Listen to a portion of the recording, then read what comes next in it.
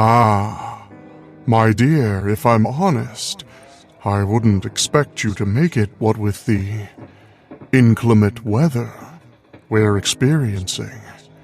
Oh, what's that? Well, I do appreciate that you're willing to risk a little bit of life and limb to visit with little old me. Well, I'll be sure to put an extra log on the fire as your tea steeps. Something warm to drink, a comfortable chair, and a chilly listen. All make for a much more bearable winter time. Don't consider this bad weather. Consider this, in many ways, your ice palace. The CBS Radio Mystery Theater presents...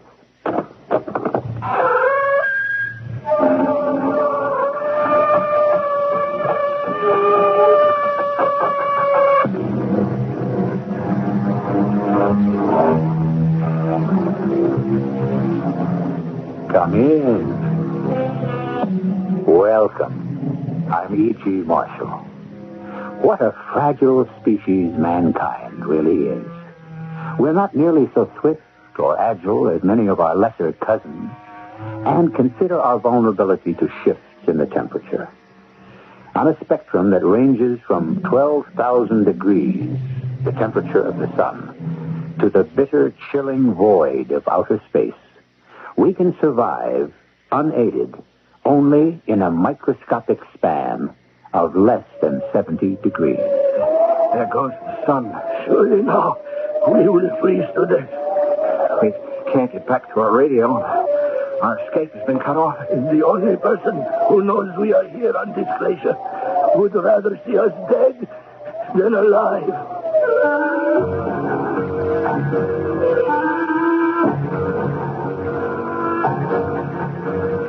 Our mystery drama, The Ice Palace, was written especially for the Mystery Theater by Percy Granger and stars Tony Roberts.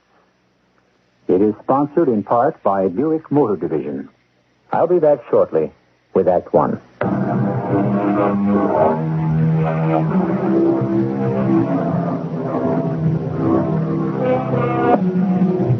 The Arctic regions are a permanent reminder of one of the most dramatic periods in the Earth's history, the Ice Age. Some scientists claim the Earth is cooling down and another ice age is on the way. Others say the Earth is still warming up. And if the trend continues, the vast ice caps will begin to melt. Either way, the polar regions are under constant and careful scrutiny. For locked deep within their massive glaciers could be the key to the future of the world. We're aboard a Canadian naval ice cutter north of the Arctic Circle. What's the time, Win? 0900, Captain. We're right on schedule. Now, as soon as we round that point up ahead, there's only 10 more miles of ice left between us and open water. Oh, thank goodness. Of all the boring jobs, cutting channels through ice has got to be the worst. You'll be glad to get back to base. You bet. 3 weeks of nothing but ice, snow, and temperatures of 40 below. But I belong up in the air. Well, you know that, Joe. I just don't know why the colonel sent me on the True Speed mission. My eyes are better now. I should be flying. Well, 10 more miles of ice, and then we can head for home. Signal the pilot to start bringing her about. We're almost to the point. Aye, aye, Captain.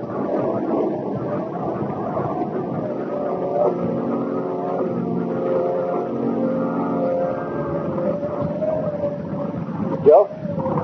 Hey, Cap, come up here. What is it? My eyes are supposed to be healed now, right? Didn't that happen tested just before we left base? Yeah, and so what's the problem? You tell me. Look, the channel. It's already clear. There is no sign of ice anywhere. We are in open water. At this time of year, the channel is always under a layer of ice. And if we're on course, the Amundsen iceberg should be off our starboard bow. But there's nothing there but open water. Win, tell the pilot to turn her about. We better report this back to the base at once.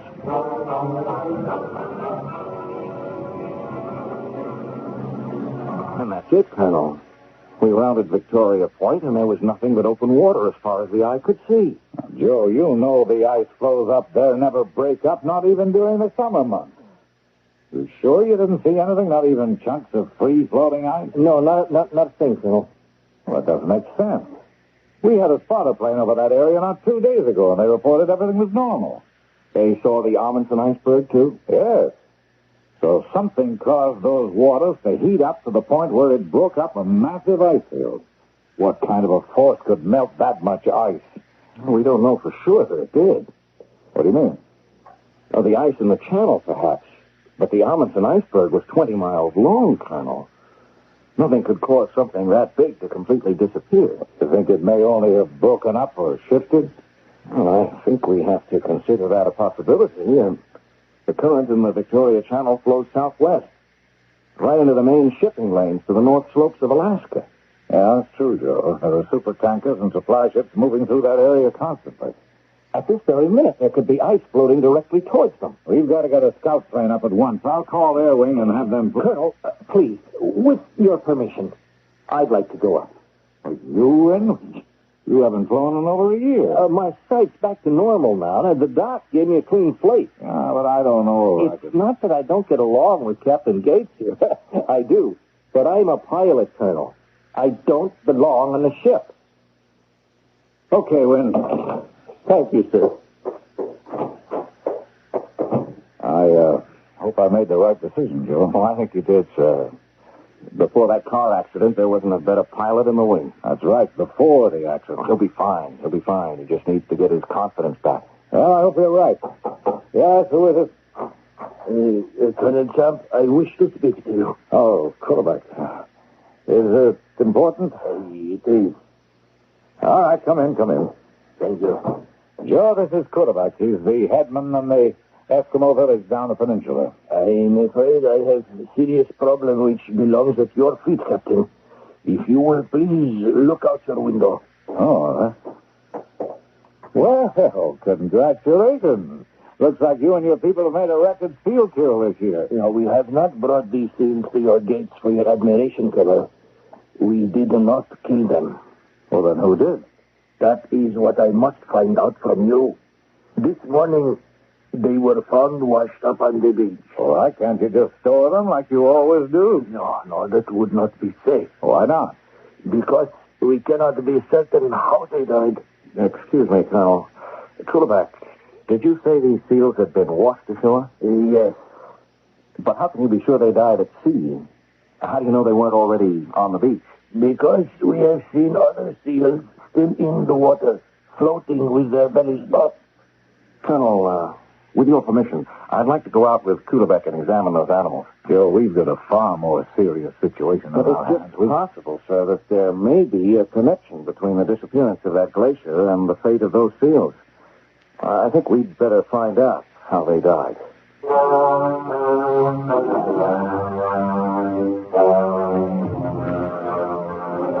My people are very angry, Captain. They did not want this military base here. There's still no proof that we are responsible. There aren't any visible wounds on the animals. Look more closely at the skin. Look. Yeah, it's discolored and shriveled. Almost like it's been charred. Is not this what happens to skin which has been exposed to nuclear radiation? Well, yes, actually it is. But there's no nuclear testing going on in the Arctic by either the west or the east. How can you say this for certain? Well, any nuclear explosions would have registered on our monitoring equipment. But is not the whole point for each side to try to think up weapons which will escape detection? Look, we'll run tests on one of the seals. If our government is in any way responsible, believe me, we'll make it up to you.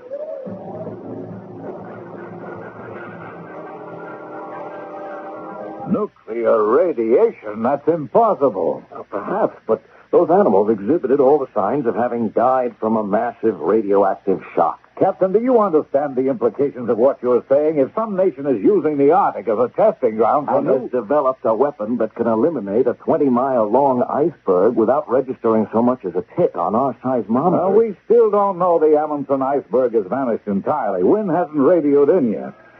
Oh, wait a minute. Colonel Camp speaking. Yes? You sure of that? Well, thanks very much. Well, that was the lab. They've completed the autopsy in one of those fields. There was no sign of radiation sickness. None at all? Well, what did they die of? Simple heat prostration. Heat prostration? At the North Pole? Not only that, Joe. While you were out with Kutabak, I was getting reports from Halifax, Reykjavik, to cities from Iceland to Alaska. And they're all reporting the same thing. A rise in the level of the ocean. What? How much? Oh, it's still very slight, but it's enough to be measured. You know, Joe, the conclusion seems inescapable.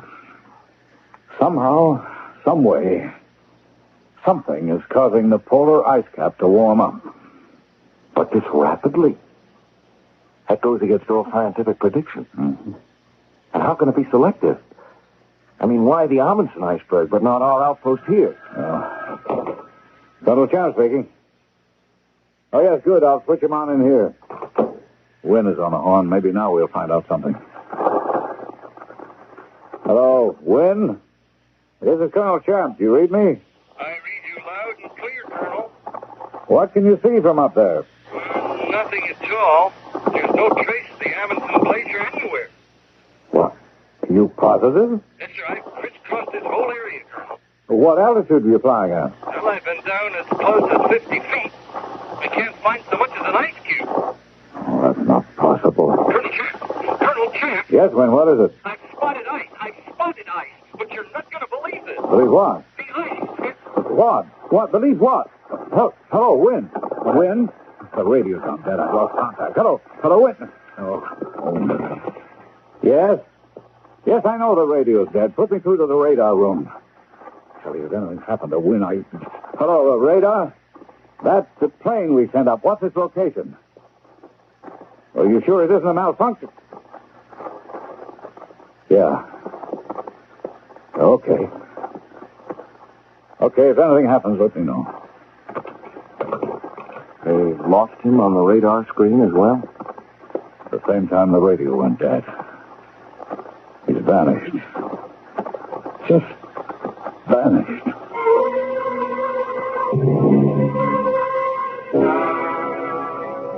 Are all the scout planes back, Joe? Yes, sir. Nothing. No trace of Wynn or his plane. I never should have let him go up. He wasn't ready to go. I don't think he crashed, sir. Why not? You remember what he said just before losing contact? I double-checked on the black box. His exact words were, "I've spotted ice. I've spotted ice." Well, According to the radar room, these were his coordinates at that precise moment. I see.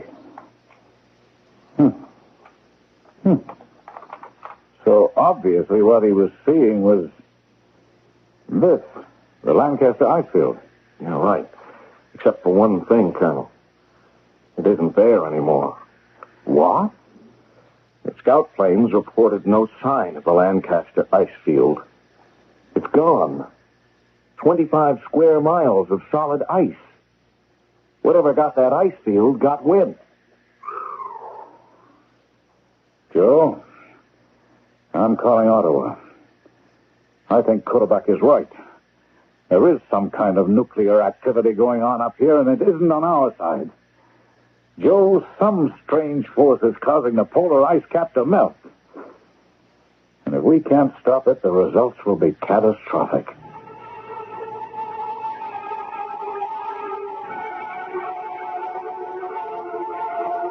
Ice, we might say, is an extreme form of water. And extremes, Aristotle tells us, are to be avoided on principle. What would happen should all the ice on Earth vanish? Well, we know that's not possible. Nothing just vanishes. And in the case of ice, it would change into water. A great deal of water. I shall return shortly with Act 2.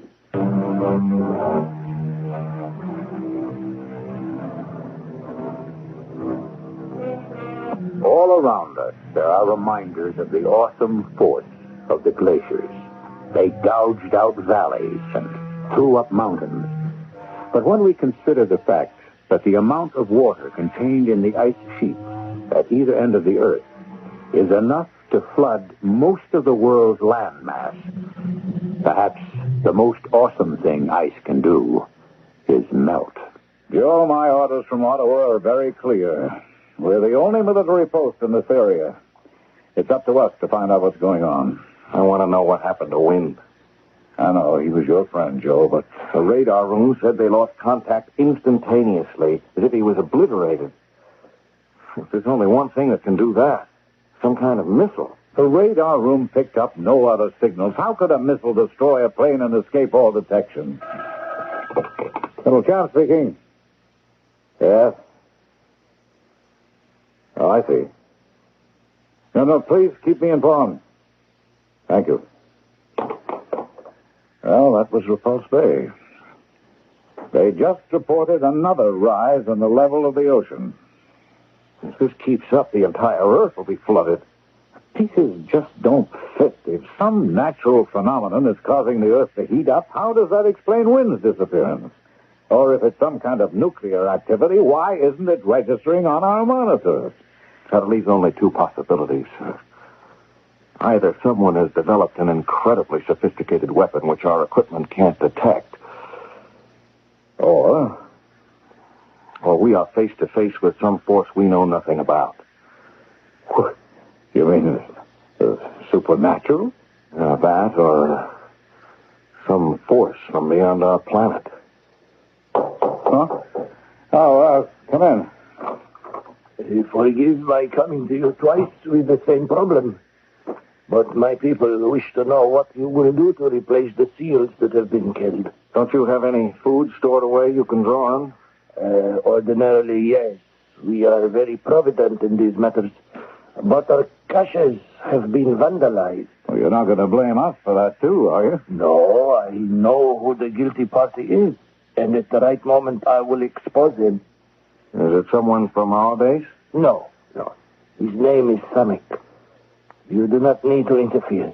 We will take care of this in our own way. All right, quarterback. I'll speak to the quartermaster about issuing rations to the village. Thank you. Just a minute. Quarterback, why is one man robbing the meat deposits of the entire village? Because he is lazy and good for nothing. Well, what happened to it? And he can't eat it all himself. He sells it. To whom? I have been watching him. I have seen him load up the meat and go off up the northern channel. In my younger days, I could have followed him in my kayak. But now, a motor is too much for me. And when he returns, his boat is lighter than before. Joe, we have an urgent situation facing us. Colonel, there are no settlements up the northern channel. It's frozen wilderness all the way to the pole.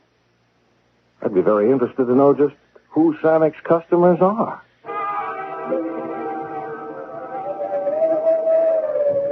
What do you want with me? I only take my boat out to hunt like the rest. Samek, Kulebeck here says you go up the northern channel. The hunting's better in the bay. I am bound by no law to do as the others do. Sammy, I advise you to cooperate with Captain Gates. You have no power over me, old man. I know nothing. Who do you take the meat to? I do not know. Sammy. I have never seen the man, that I can swear to you. I do not know even if it is one man or many. Tell us what you do know. Several months ago, I was in Toul. Someone approached me. He said he knew I was from this village. He had a bargain to make. The man he worked for would pay me very well. All I had to do was hunt for him, and once each week, take what I had killed to a certain spot at the far end of the northern channel. But you found it easier to rob our stores. Go on, Samek. That is all I know. I leave the food, take the money, which is there for me, and go. I see no one. No signs of life at all? No buildings? It is a wilderness. I do not even know how a person can survive there. And this never struck you as odd? I am well paid. I have no question. Is that where you're going now? Yes. I'm coming along. You cannot. The man was very clear. No one else must come with me. Oh, don't worry. Whoever's out there isn't going to see me until I want him to.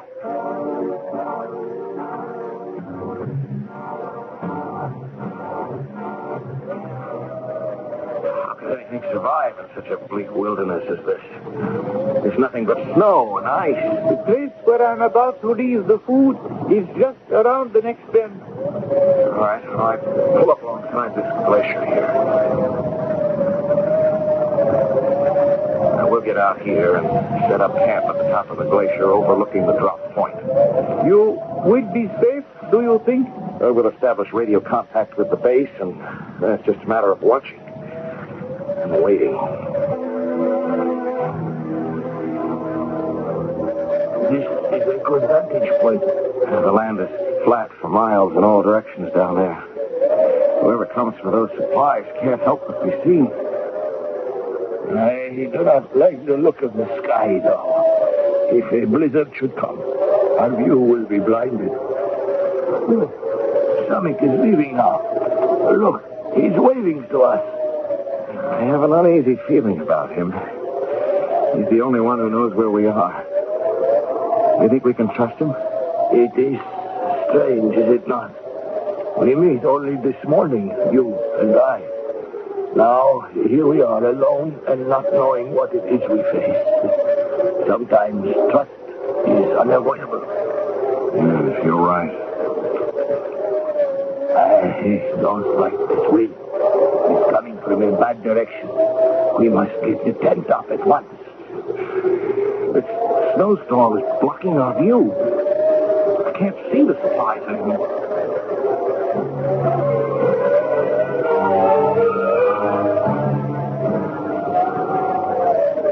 My eyes are getting too old. What can you see? Supplies are gone. Someone must have come during the storm and taken them. Come on. Let's go down there. I am not sure that is a wise idea. Why not? I mean, maybe they left a clue which way they went. I am beginning to think we are dealing with extraordinary people. No one should be able to find his way in a storm such as just passed. Even the most experienced hunter would have to stop or run the most certain risk of becoming lost. Oh, don't worry about it, Kulabek. I've got a gun. But what if arms will not work against such people as we are after?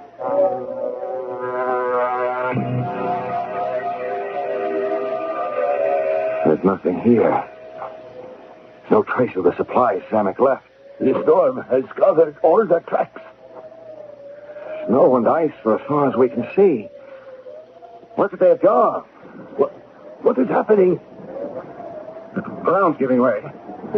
Pull it back. We're falling.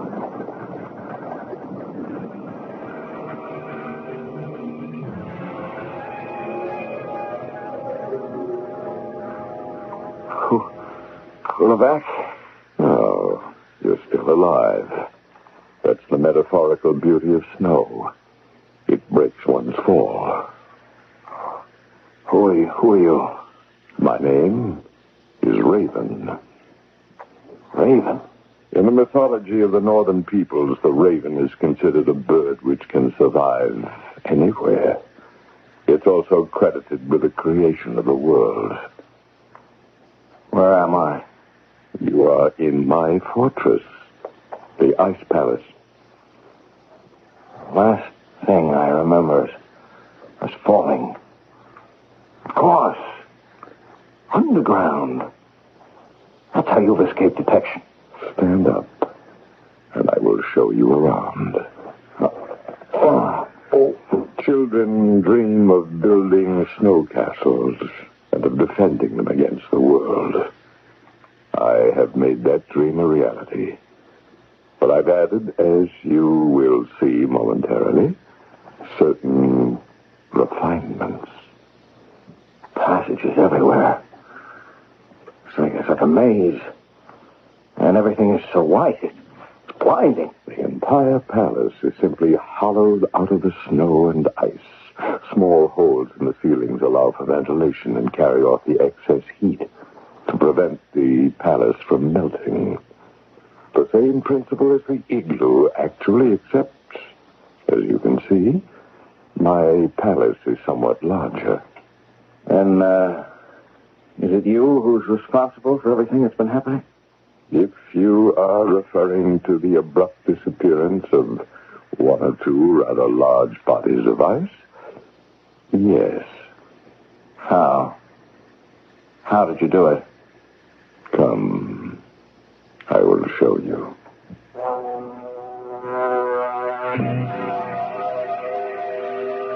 You see before you the work of a lifetime. That just looks like a telescope. How could this melt an iceberg 20 miles long? It cannot. Oh, then What you are looking at is a machine which, working on a laser principle, has the capacity to do nothing less than neutralize the Earth's protective magnetic field. Do you follow me? I'm not sure. The sun bombards us daily with ultraviolet rays of such intensity they would burn our planet to a crisp were it not for the ozone in the stratosphere. Under normal conditions, ozone is produced continuously by the action of solar ultraviolet radiation on the oxygen in the air. This machine arrests that process. You mean it just opens holes in the atmosphere and lets deadly ultraviolet radiation pass through undiluted? Precisely. The rays strike the Earth at temperatures of several 1,000 degrees. So, that's what happened to the Amundsen iceberg. Yes, I was testing the width of the hole I could open. 20 miles. But I can also adjust it down to a point with a diameter of no more than 2 inches. And that's what happened to Wynn. He flew right into the line of ultraviolet radiation. And was burned to a crisp. So it was you who killed him. What happened? One of my minor inventions, this small gun, it freezes snow into ice. You tried to hit me. I simply fired it at your feet, and you lost your balance. Why, gods, control this man of temper. You see, I am not entirely alone. What's the purpose of all this? What you have witnessed were the final tests of my machine. I've merely been waiting for the sun to move up into the northern hemisphere. Tomorrow I shall begin to systematically melt the polar ice cap. You're mad. We are all mad. But why? Why? Because it's a challenge. Because I don't want others to control my destiny. Because the world needs a good cleansing periodically. Take your pick. Reasons are cheap. I don't deal in reasons. But what is it you want? I make no demands. This is not a petty case of international terrorist extortion. I will not be bought off. As soon as a person makes demands, he makes himself vulnerable. And I intend to remain absolutely invincible. You're going to flood the entire world. Yes. Why does that surprise you? Consider the scene. Trillions of tons of water released from frozen bondage in an instant. Tidal waves sweeping southward. Whole buildings toppled by their force. Entire cities drowned without warning. And when it is all over, only those few living in the highest mountains are still alive. We can draw only one conclusion, literally and figuratively, at this moment. The madman Raven is sitting on top of the world. I shall return shortly with our final act.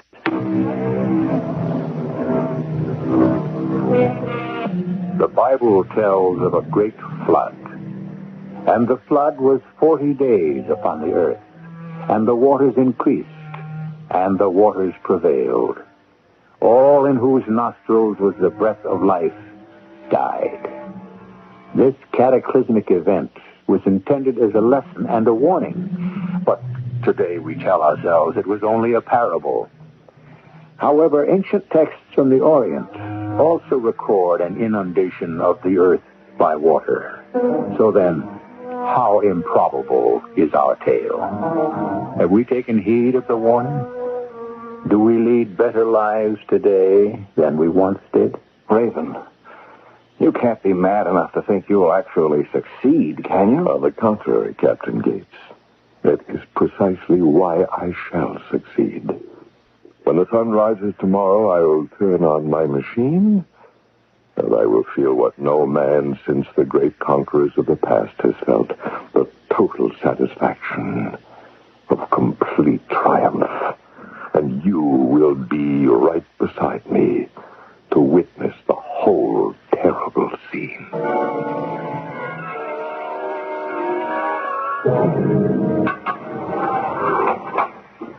Oh, Captain Gates.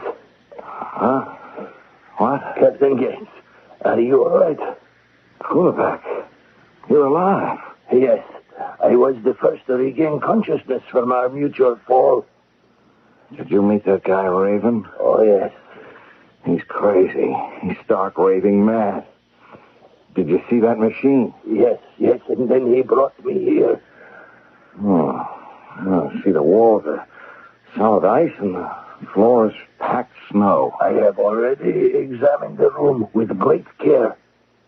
What about the door? Could we... We could possibly dig our way out, yes. Well, then. But there is no chance of effecting such an escape in the short time left to us. And the only one who knows this location is Samek, and he has every reason to leave us here to die. True. He knows I can expose him to ridicule. And his business with this madman is too profitable. Even if we could get out of this room, we wouldn't know how to escape. This ice palace is like a labyrinth. Would you like some fish? What? Since there is nothing we can do, you might as well eat. Where did you get that? One of the guards brought it to me. He will probably bring you one too in time, but I've had my fill. So eat the rest of mine if you're hungry. No, thanks. It's not even cooked. Well, forget it. See how the oil from this fish collects on the plate. And I think of what that man did to win. And here we are, helpless. I wonder if I still have... Yes, good. I did not lose it when we fell. What are those? Pieces of flint. Give me some of the fringe from your parka. What? Quickly. The guard will be coming any minute with your food. It will be our last chance. Okay, here. What do you want this for? You listen at the door for his footsteps while I try to start the fire. Fire? Hey, you're getting sparks. Look, that pile of threads, it's beginning to smolder. Yes, now we let it build. Give me some more threads. Here. What can you do with a little fire like that? I mean, it's not enough to melt the walls. Yes, now we take the oil and spread it very carefully on the floor by the door. And now transfer the fire. There. Oh, what now? Now, we let the fire burn itself out. Oh, what good did that do? Here, you see. The melted snow around the door. And so? Which will now, if the guard does not come right away, freeze to ice.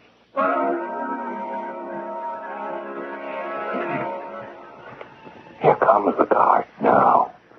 Stand away from the door. I have food, but I am armed. Get back. Here is some food for... No! Now! I've got it, Kulbeck. Get his gun. Give me the gun, Kulbeck. Here. Anyone else in the passageway? No. All right, the next question is how to get out of this place. Without this man to guide us, we will have to find our own way.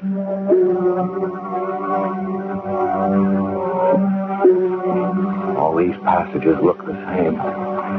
We're just going around in circles. That guard's going to come through and give the alarm. Look, here on the ground. Fresh snow in the grooves of these boot prints. Hey, if we follow them, perhaps they will lead us to the way out. There's a stairway. We've made it.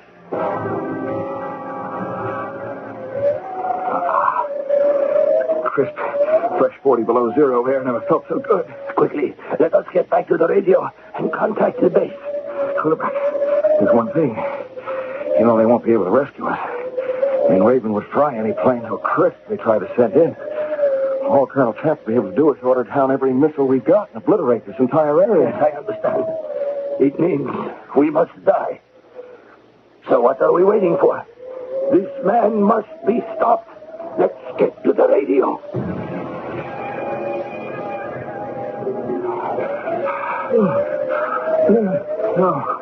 No. Look, the snow in front of us is melting. Raven must have discovered our escape and turned on his machine. He's coming toward us. Quickly. We've got to change directions. I cannot run so fast. I'm too old. Come on. He's gaining on us. No, I cannot. There's only one thing to do. If we can make it to the ground over the ice palace, we'll be safe. Come on, Kulbeck. We're there. Oh. We made it. The melting has stopped. Raven can't bring the ultraviolet rays any closer without destroying himself, too. Very clever, Captain Gates. My congratulations.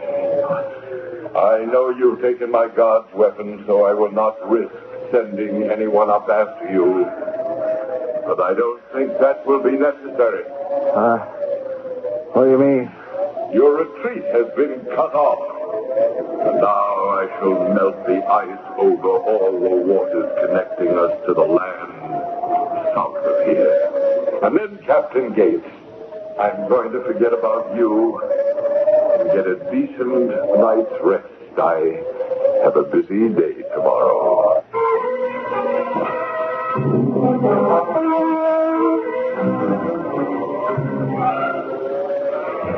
It's getting cold about a minute. I think there will be another blizzard. I'm already losing the feeling in my legs. It says that this is a very peaceful way to go. The numbness creeps towards the heart, and you simply drift off to sleep. At least it is a nice evening to die. You see, the northern lights have come out to dance for us. Oh, that's the northern lights, is it? You know, it's the first time I've ever seen them. You say it is really the ghost dance of the departed warriors. Wait a minute. That can't be the northern lights. Why not? Because we're facing south. We are? My eyes are not what they used to be. But then, what is it? It's a flashing light. Like someone sending a signal. Can you see you? No. It's too dark, and they're too far away. If only there was some way to get there. There may be. Can you rise? I think so. Oh, but how could we get there? Ice falls very quickly up here. It is just possible. It has already begun to reform over the waters where Raven melted it.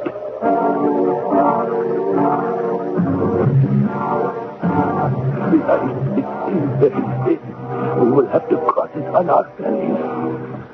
I don't know if I'm going to make it, Kulbeck. My hands have gone numb now, too. We must keep moving. Careful, stretch out. It's getting thinner. We're halfway across the water. Is the light still flashing? Yes, but less and less. Whoever it is getting discouraged. We must try to move faster. Oh, the ice is broke. Don't move. Stay flat on your stomach. We can only hope it is thick enough to stay afloat. We're drifting. But the water's coming over the top. It's freezing. What was that? It's a harpoon. Can you reach it? I think so. Yes. Got it. Hold fast. Whoever was flashing that light must have seen us. Hey, I can feel it coming. They're pulling us in. Hold on. Don't let go. My hands are about to drop off. What could this person be? What if it's one of Raven's men? Captain Gates, it is Samek. Samek! You've got us! Keep pulling!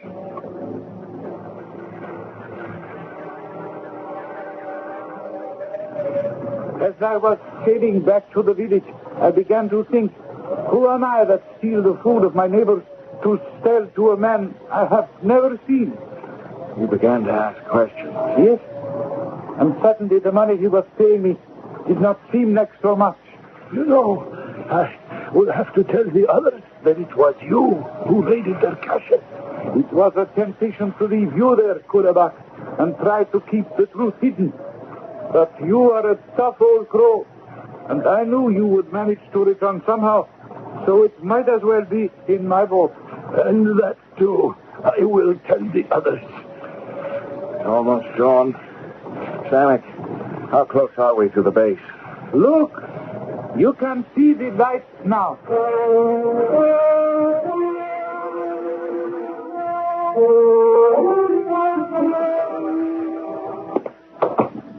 Oh, Joe, it's good to see you and Kulabak alive. Oh, these dry clothes feel great. What's happening? Do you know that you two are responsible for a military first? Russia and the United States have joined together and are sending in missiles from all directions simultaneously. This Raven fellow will never be able to fend them all off, even with that machine of his. Joe, what are you thinking? I'm thinking of Wynne, Colonel, and the terrible way in which he died. Yes, I know. He was a good man and a good officer. Gentlemen, look here, out of the window. The sunrise. A few hours ago, we thought we would never live to see it. Well, I think I speak for all of us when I say that that is the most beautiful sunrise I've ever seen.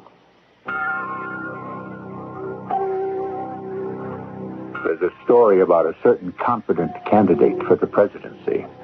He retired early on election eve, sure that he'd won. In the morning, a gentleman called, only to be told by the candidate's equally arrogant son, "I'm sorry, the president can't see you. He's still asleep." "Well," replied the caller, "when he wakes up, you can tell him he isn't president anymore." Raven, too, made the mistake of retiring too early. I shall return shortly.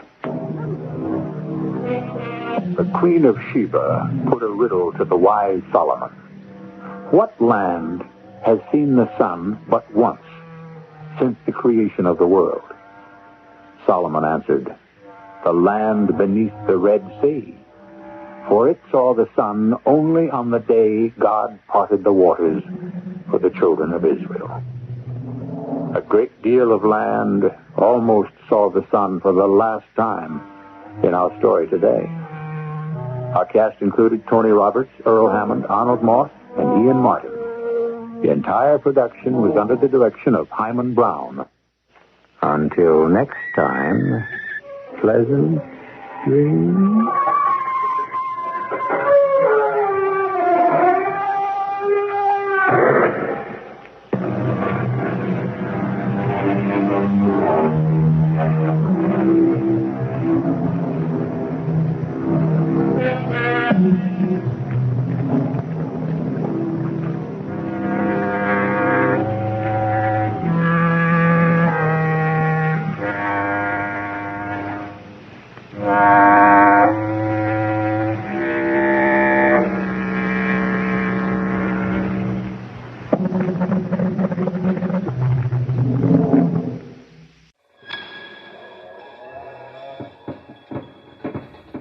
Well, my dear, if that hasn't chilled you all the way to your core, well, just wait.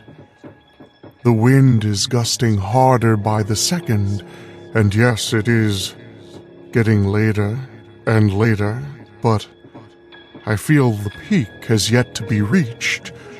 Give it a little more time, I suppose, and perhaps you'll see something really surprising, maybe even shocking. Because as we all know, death has a cold breath.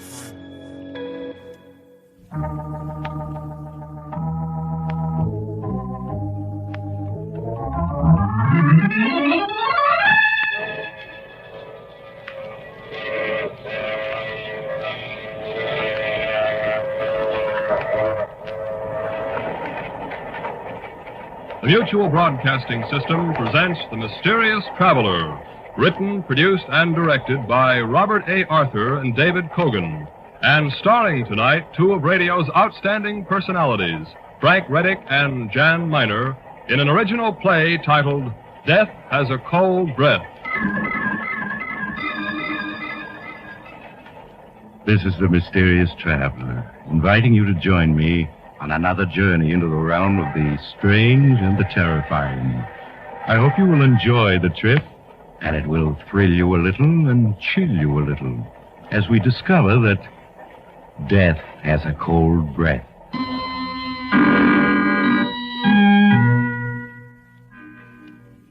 Your name is Andy Marlowe.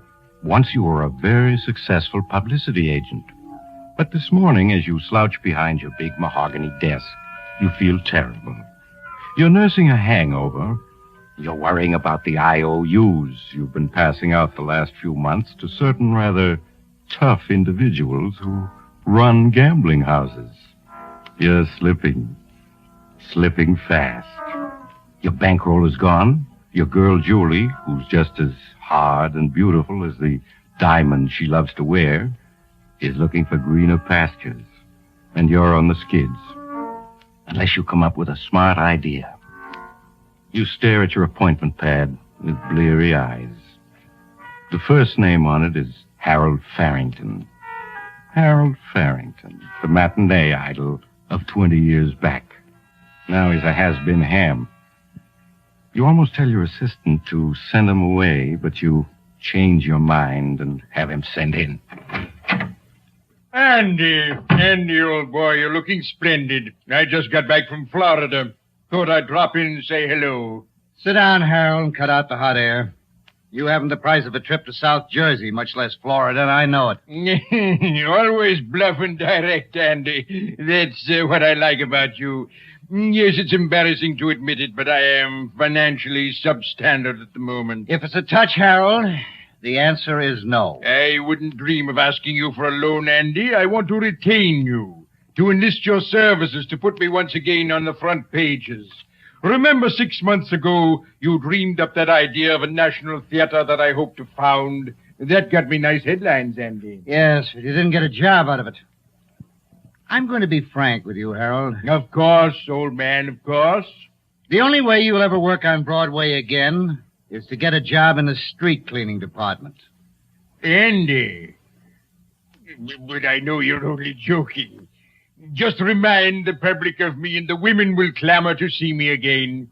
I've always had success with the women, you know. The answer is no. I like to get paid for my services. But you will, Andy. 6 months ago, for your last campaign, I made you sole beneficiary in my will. You'll collect when I die. Sole beneficiary in your will. What a laugh. I think I fell for your line about having trust funds that would pay off when you died. I checked up later. You don't even own a spare suit of clothes. I admit I exaggerated. I confess it. Oh, that's mighty white of you. However, this might interest you. A letter that was forwarded to me last week. Read what it says. 6 pages in a woman's handwriting. Reeking with gardenia perfume. Phooey. It's from a wealthy widow in Boston. 25 years ago, she was an admirer of mine. Her name is Abby Wilson, Mrs. Abby Wilson, and she's worth $500,000. Harold, you bore me. So does Mrs. Abby Wilson. Now get to the point, will you? I am, Andy. She's ill, slowly dying. And having read about my plan to start a theater which I would run in the interests of a free, untrammeled stage, she decided to make the dream possible by leaving me all her money when she dies. Now, don't you see, Andy, that will of mine is now worth something. When Mrs. Abby Wilson dies, I'm a rich man. Pipe dreams, Harold.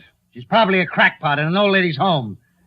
And to show you what I think of your will, in which I'm sole beneficiary, let's see, it ought to be in this drawer here. Yeah, here it is. Now, watch, Harold. There's your precious will where it belongs, in the wastebasket. Now get out of here, you old has-been. I'm busy. Your exasperation finally has gotten the better of you, Andy. You kick Harold Farrington out. Then, feeling worse than ever, you slump in your chair again. You're still slouched there half an hour later when the telephone rings. Hello. Hello, darling. Oh, hello, Julie. My. The Wonder Boy sounds as if he had a hangover this morning. Oh, I'm all right. Just catching a little cold, that's all. Oh, then you'll probably be glad to have me break our date for tonight. Break our date? Yes. I won't be able to make it tonight, Andy.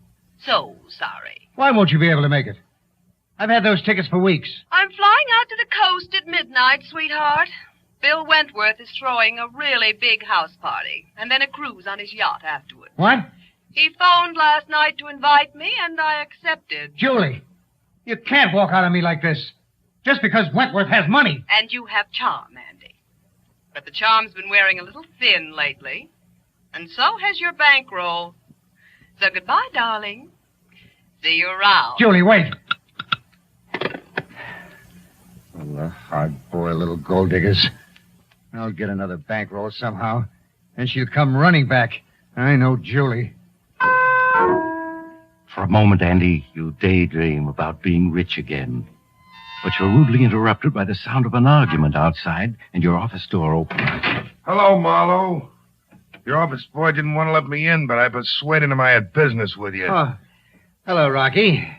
I'm glad you dropped in. Yeah. I've been planning to get in touch with you. I've got a big deal in the fire. Huh? Yeah, gonna get a big fee out of it. Well, I hope you do, Andy, for your sake. So, Rocky, I just wanted to ask you if you could just wait a few days on those IOUs. I'll really be flush. Well, nobody ever said Rocky Smith wasn't a reasonable man. What's your idea of a few days? Well, naturally, I don't get my fee until my client begins to see himself in the headlines, so... Well, how about 60 days, Rocky? Huh. Of course, I never got past the 8th grade, Marlowe. But 60 seems to me considerably more than a few. I'll let you have 3 days. And that's all. When he's gone, you hastily pour yourself a drink, Andy. Just then your telephone rings. You let it ring. What can it be but more bad news? Finally, that ringing gets on your nerves. You answer it. Hello? Hello, is this Mr. Andrew Marlowe? Yes, this is Marlowe speaking. Well, my name is Phelps, Mr. Marlowe. I'm calling from Boston. Yes, Mr. Phelps. Well, Mr. Marlowe, I'm very anxious to contact Mr. Harold Farrington. I believe he's a client of yours. Well, you could call it that. Yeah, he was here. Left about half an hour ago. Oh, well, can you possibly locate him for me, Mr. Marlowe? It's rather important. You see, I represent the estate of the late Mrs. Abby Wilson. I'm anxious... Wait a minute. Did you say the estate of the late Mrs. Abby Wilson? Oh, yes, Mr. Marlowe. Mrs. Wilson died day before yesterday. And it appears that her new will leaves everything she owns to Mr. Farrington. I believe she was once an admirer of his. Oh, yes. I know all about that, Mr. Phelps. I'll tell you, I'll locate Harold for you. You just leave it to me. Well, I'd certainly appreciate it, Mr. Marlowe. I'd like him here for the probating of the will. Of course, as soon as the news gets out... He goes on talking, but you're not listening, Andy. Your mind is working like lightning now. So that crazy story of Harold's about a rich widow leaving him everything was true. Like a fool, you tore up Harold's will, making you his heir. There must be some way to save the situation. Then it comes to you. The whole plan in one brilliant inspiration. So, Mr. You interrupt the voice. Oh, Mr. Phelps, excuse me, please, but... Yes, Mr. Marlowe? If you let me handle all the publicity, I can keep it dignified and still make it a valuable asset to Mr. Farrington's plan. Well, yes, I can understand that. Now, if you'll see to it that nobody else hears about this until you and me and Mr. Farrington can get together... Why, I think that can be managed, Mr. Marlowe. Good. Then I'm going to hang up now and find Farrington. And when I do, I'll phone you. So, goodbye for now, Mr. Phelps. You hang up and snatch that torn-up will from the wastebasket. Carefully, you paste the torn will together with Scotch tape. Then you set out to find Harold Farrington. You try his rooming house first. No, Mr. Farrington ain't in. I don't know where he is, and I don't care. Unless he comes back with the $35,000 rent he owes me. You might try Tim O'Sullivan's saloon round the corner. That's where he usually hangs out. You hurry to the corner saloon, but the actor's not there. Desperately perspiring in your anxiety, you try all the other local saloons. At last you find him, in a corner table in the cheapest bar of them all. You can see he's almost pie-eyed. Well, this is my good old friend Andy. Have a drink. It's not good liquor, but it's cheap. That's his great recommendation. It's cheap. Yes, I'm sorry, Harold. I can't drink now. I've hunted you up to apologize. I was only joking this morning. I am going to put on a campaign for you. I'm going to get your name in all the papers. Well, that's mighty fine, Andy. Calls for a celebration. Waiter, 2 more. You sit down, Andy, controlling your impatience. You bring out the damaged will and get Harold to initial each torn section. Then you tell him about your publicity scheme for him. He's to disappear, you explain, after threatening to kill himself. Threaten to kill myself, eh? To die, to sleep, perchance to dream. Aye, and there's the rub. For in that sleep of death, what dreams may come when we have shuffled off this mortal coil must give us pause. Shakespeare, Andy. All right, sounds like a good scheme. I'll cooperate. Your plan is working, Andy. Working beautifully. You get Harold Farrington into the phone booth. You phone Ross of the Daily Ledger, and Farrington talks to him. Hello, Ross. This is Harold Farrington. Just wanted to tell you I'm going to play a big role soon in The Tragedy of Man. I'm going to play the corpse. What am I talking about? I'm just trying to tell you, old boy, the time has come to ring down the curtain. Going to end the little drama of Harold Farrington. Hello. Andy, how do you like that? He said I was drunk, and he hung up. Yes, your scheme is working beautifully. You have Harold Farrington phone all the critics and tell them he's going to kill himself. But then Farrington collapses. Desperately, you realize you have to have help.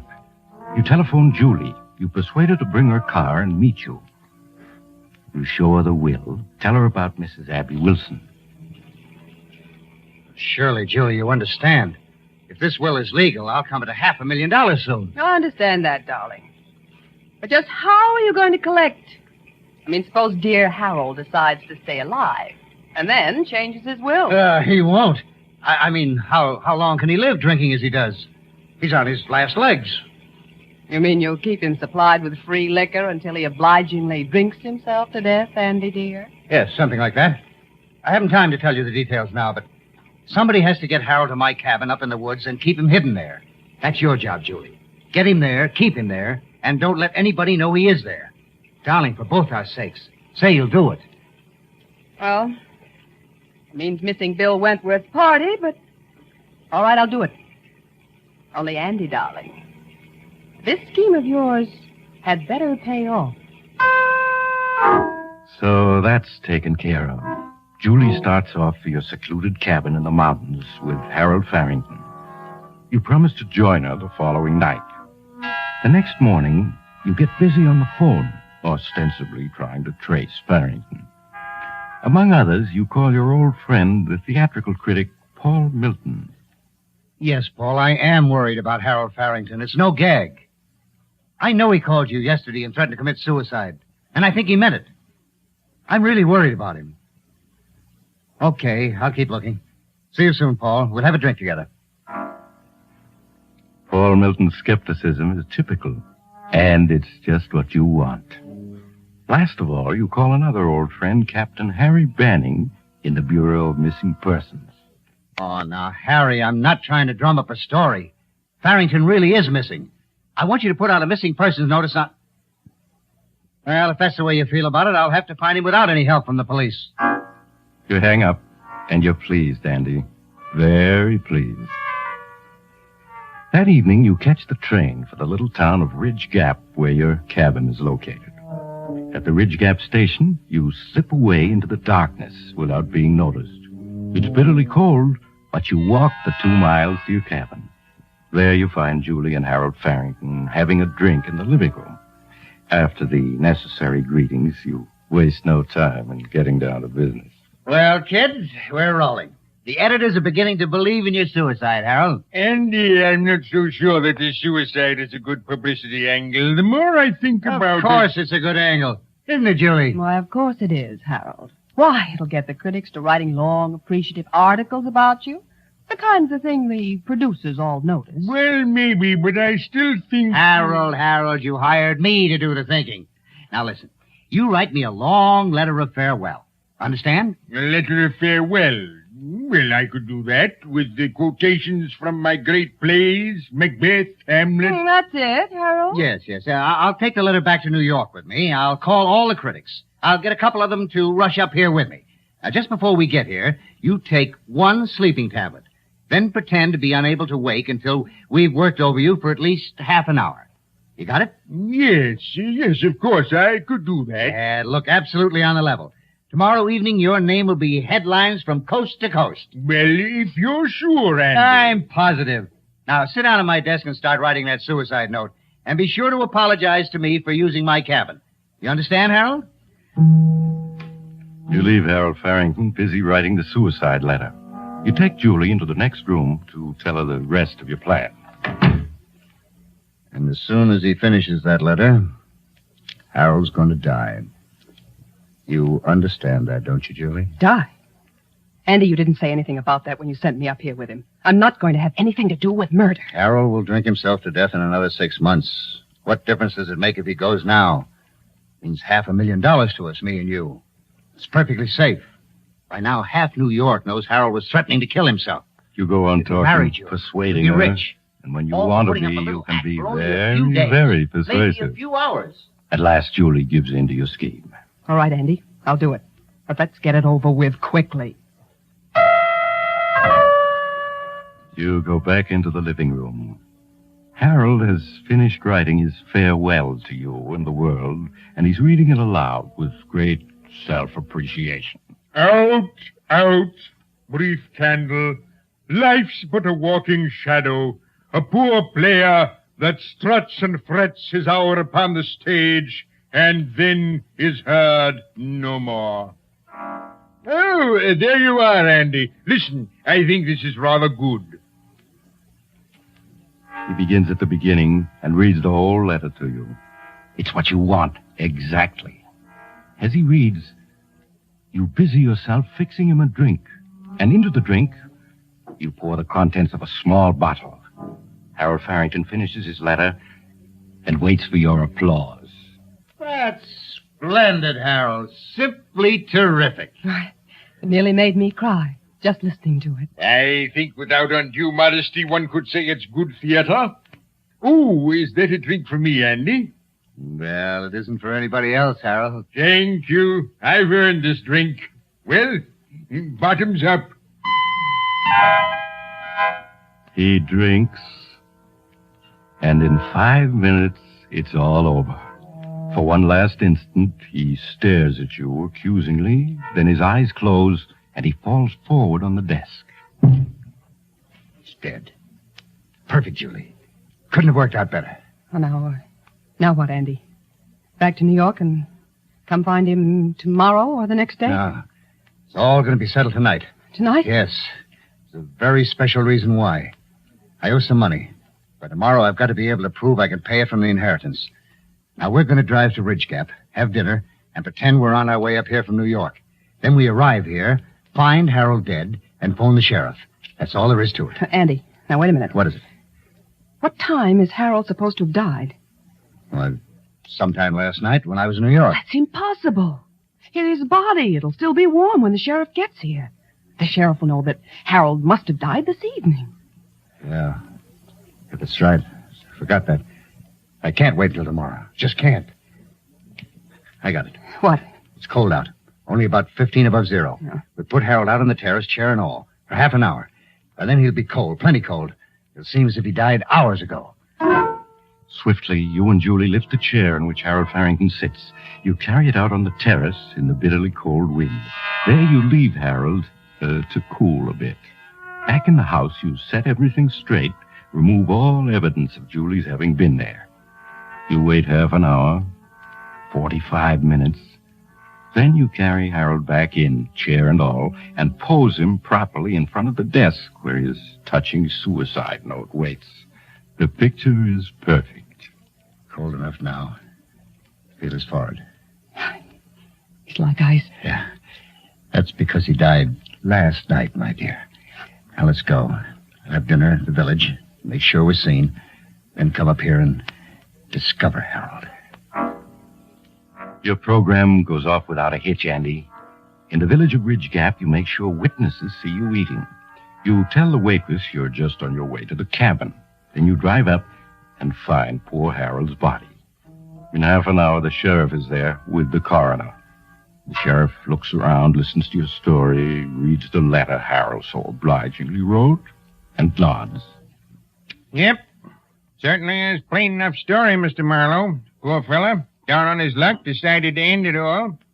You say you gave him a key to this cabin 6 months ago? Yes, that's right, Sheriff. 6 months ago, I did a publicity campaign for him, and he used to come up here to work out our plans. I gave him a key then, and he kept it. And poor Harold crept here to die in hiding. That's how it goes. Well, I guess there's no use our hanging around any longer. Poor fella's stone cold. Means he died last night or this morning, I guess. Well, Doc, let's phone Williams, the undertaker, and get this over with. I guess we better wait a mite before we call the undertaker, Sheriff. Wait? What for? There's something a bit peculiar here. Peculiar? Well, what do you mean, Doc? Let's feel this fellow's forehead. Mighty cold, isn't it? That's right. Cold as ice. Shows he's been dead quite some time. Yes, everybody knows that. It's in every detective story. His forehead was as cold as ice. Wish I had $1 for each time I've read that. Yes, but I'm afraid you don't get my point. You see, a dead body can only cool off to the temperature of the room it's in. Oh, well, what are you getting at? Just this. I took the temperature of this suicide. His body temperature's only 45 degrees. 45 degrees? Right. Well, how could that be, Doc? This room is 70 degrees. It ain't possible. Andy. Be quiet, Julie. You're right, Sheriff. It isn't possible. Unless this suicide walked outdoors and practically froze himself. He came back in, sat down, and waited for us. And I don't think he did. What you're saying, Doc, is, it's not suicide. It's murder. And I reckon we got the murderers right here in this room with us. Well, folks, how about it?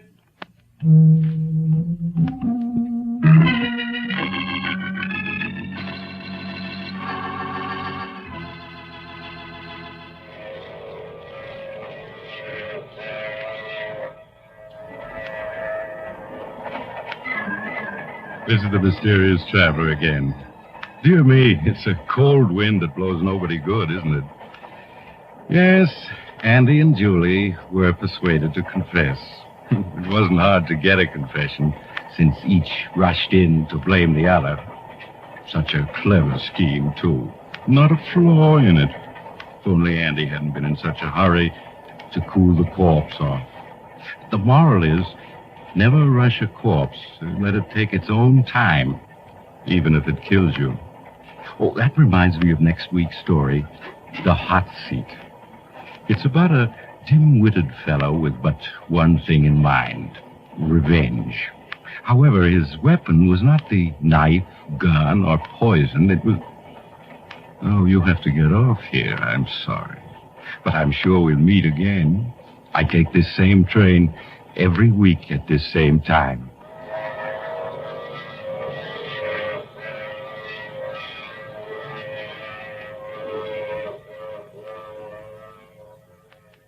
You have just heard The Mysterious Traveler, a series of dramas of the strange and terrifying. The role of the mysterious traveler is played by Maurice Tarplin. This is Jack Farron speaking. This is the Mutual Broadcasting System.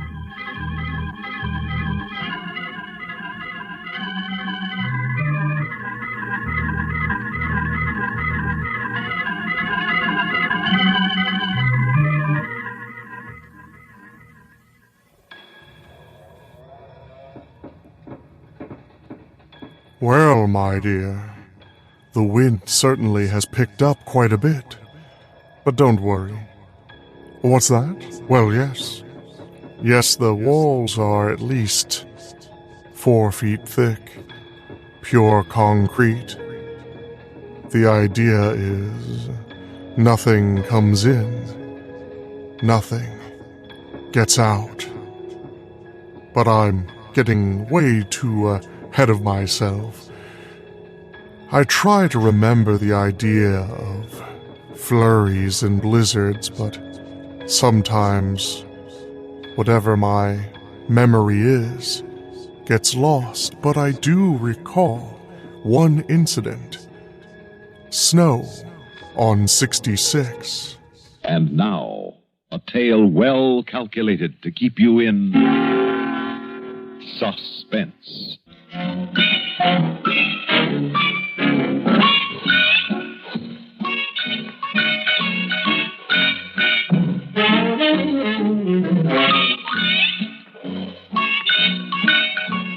You nearly ready, honey? Darling, it takes time to put on lipstick properly. Well, I'm sure the natives will love you, Jar. What natives?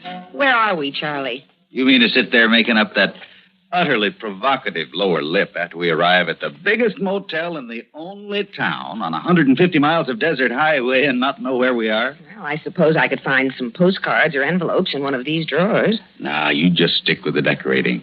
I'll fill you in from this folder. See, this is the Beat Tatican. Beat Tatican Motel is located on the outskirts of Red Mountain, Arizona. So that's where we are. That's where we are. Red Mountain, Arizona is 485 miles east of Los Angeles. What's more, the temperature is now 20 degrees. It's expected to drop to 5 below tonight with snow before morning. Well, now, it doesn't say that in the folder. No, the manager told me that when we registered. 5 below? Mm-hmm. I've never been where it got that cold. You California gals, all you've got going for you there is climate. You never have weather. I'm sorry I failed you so early in our marriage. Better to know the worst right away. But come on, let's eat. I'm ready. Now, how do I look? You look fine to me. But the Indians may think white men go on warpath again. Huh? Mm-hmm.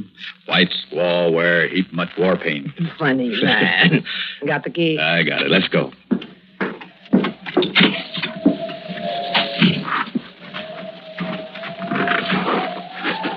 Ooh, it's cold. 20 degrees and dropping. Hey, be careful. There's ice there. Oh. Here, hang on to me. What's that? It's a train. That's what it is. Look, over there, across the road. A train? Out here in the middle of nowhere? Sure. It's main line from L.A. to Chicago. Runs alongside the highway out here for hundreds of miles. Look at them eating dinner in that dining car. Oh, I'll bet they're nice and warm. Want to change places? Well, they look so safe. I don't want to be safe. I want adventure. You picked a great place for it. Red Mountain, the hot spot of northern Arizona. Just look at it. There's one main street and 52 motels, 87 gas stations. And 6 restaurants featuring chill mac and canned soup. Yeah, the manager shills for the Kachina Doll down toward the center of town. Watch out for that little truck, Charlie. I see him. He's far enough away, I think. Oh, that's so-and-so. What's the matter, dear? I don't know. He waited till I pulled out in front of him, and then he let me have his bright lights. Nearly blinded me in the rear vision mirror. Oh, maybe he's signaling he wants to pass. Let him.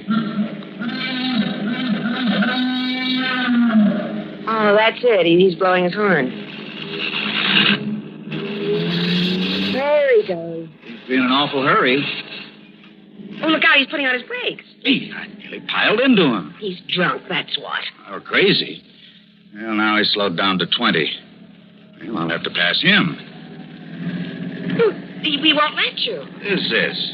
I speed up, he speeds up. Let him go then, Charlie. It's a good thing nobody was coming toward us. Well, watch out. He's slowing down again. 15. Do you suppose he's doing that on purpose? Oh, I don't know. Hey, come on, get going. I'm going to have to try it again.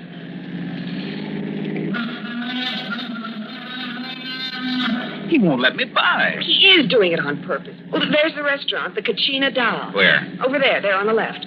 Well, there's one way of losing our comedian. I'll just peel off to the left and let him have the highway to himself.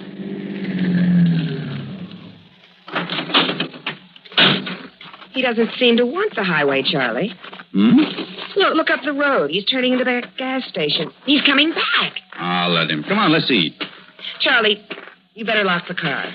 Why? Him. There's nothing for anybody to take. I'd feel better if you locked it. Oh, all right. Look, he's cruising by, looking us over like he was a cop and we did something. Yeah, maybe he is. It occurred to me when he first swung in front of us. Well, he isn't in uniform. Yeah, the car's all locked. Let's go. Charlie, down the road, he's turning round again. What's the matter with him? Well, whatever it is, it's his problem. Let's eat.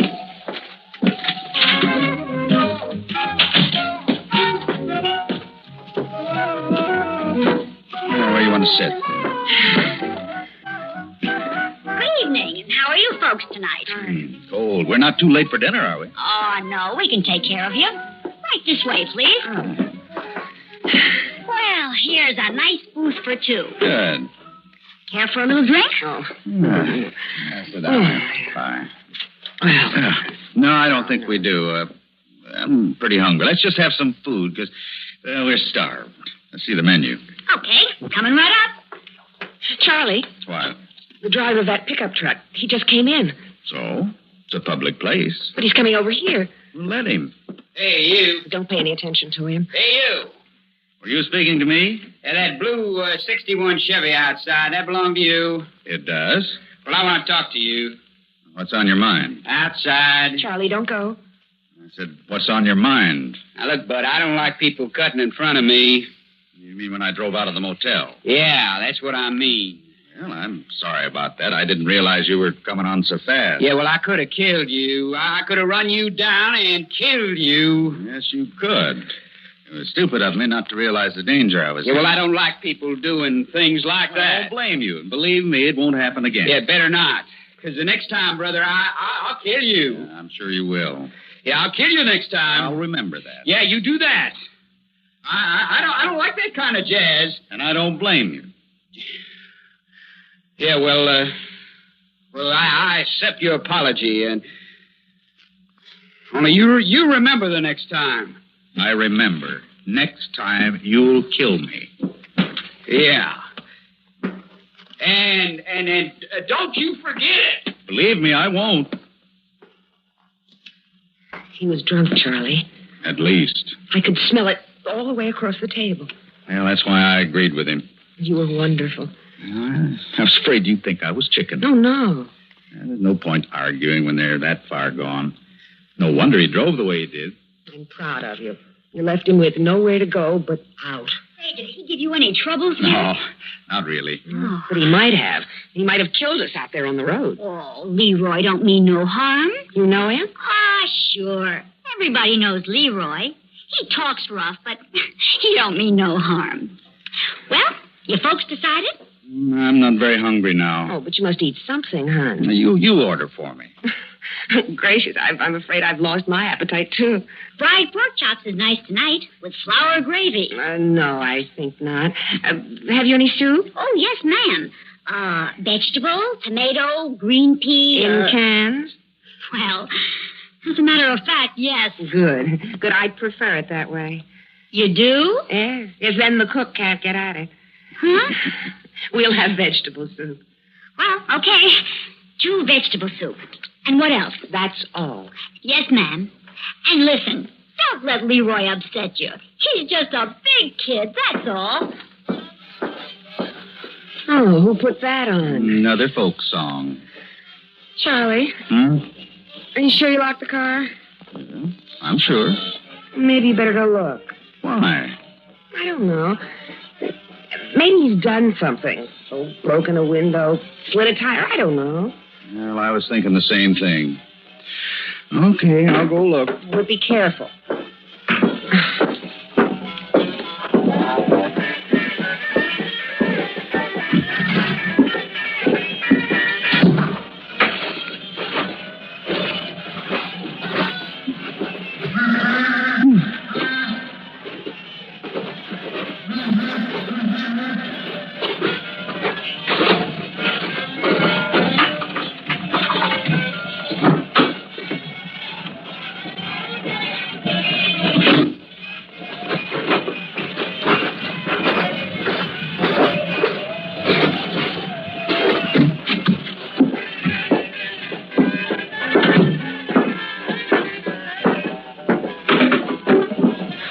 Everything okay? Yeah, everything's okay.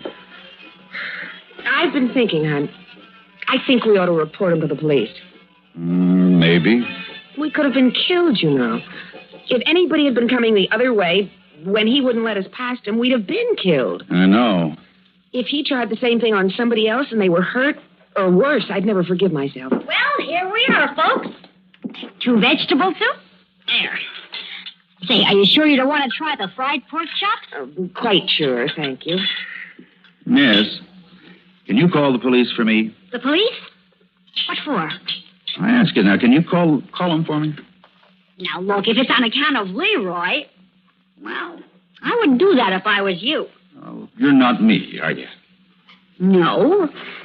Well, I'll call him if you say so, but, you know, I'm kind of glad I'm not you. What kind of a crack is that? Leroy. You don't bother me.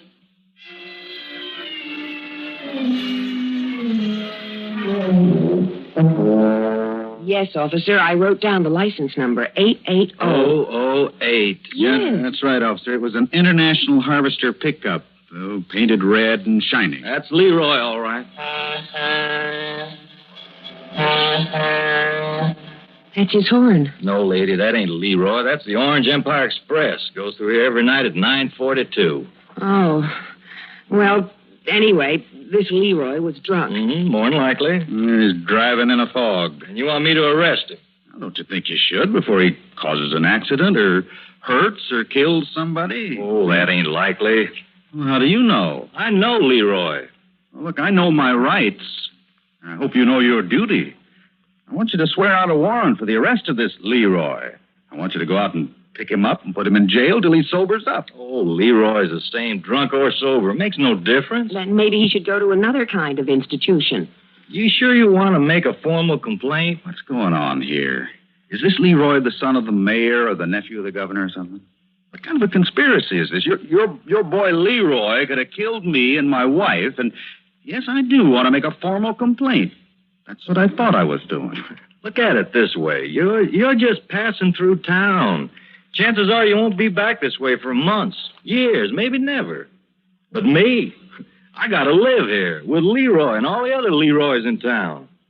We get quite a few of them. They're just big kids. They don't really mean no harm, but they get restless. There ain't enough to do in this burg. Only one movie show. The TV don't come through good. That leaves the bars. So they get their kicks on 66, scaring the pants off of tourists as they pass through. Sounds kind of silly when you put it that way, but that's about the size of it. Tell you what I'll do. I'll have a talk with Leroy next time I see him. Well, I want you to put him behind bars now. Tonight, before he kills someone.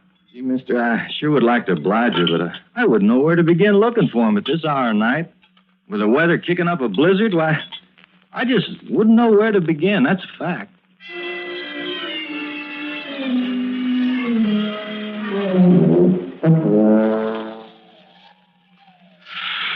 I don't mean to invade your privacy, hon, but haven't you already filed the nails on that hand? Huh? Oh, yes. Charlie, I'm so nervous I don't know what I'm doing. And I keep hearing noises outside. Your imagination's playing tricks. I suppose so. But just a minute ago, I thought I heard them again. Oh, Charlie, I know it's silly. But would you please check the car again for me? Oh, come on, Flo. Please. And then I promise I'll get ready for bed. All right. Flo. What is it? Somebody let the air out of the back tire. Leroy.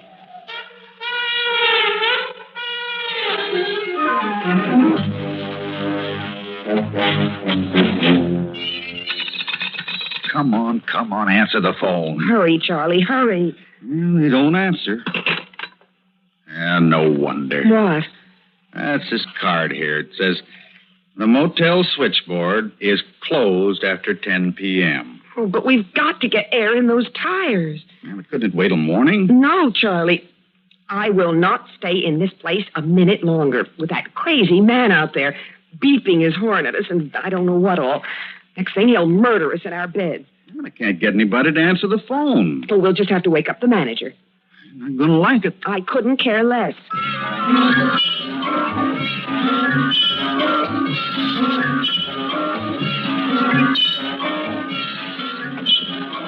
There's nothing I can do for you, Mac.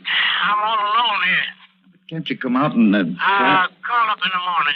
Somebody will take care of you then. Same thing? Same thing. I could have told you. Nobody's coming out in this weather to fix a tire. How do you get the police? Well, they ain't coming out either. Number, please. Now, operator, will you give me the police? Look, you folks are keeping me up. I'm sorry. This'll only take a minute. Red Mountain Police? Listen, did you pick up Leroy? Oh, you. Yeah, it's me. You got Leroy in jail? No, I ain't run into him. I didn't think so. Well, he's just let the air out of my tires. Sure was him. See him do it? Of course I didn't see him do it. But my rear tires are flat, and what's more, I can't get anybody to come out here and pump them up for me. Sorry, that ain't a police matter.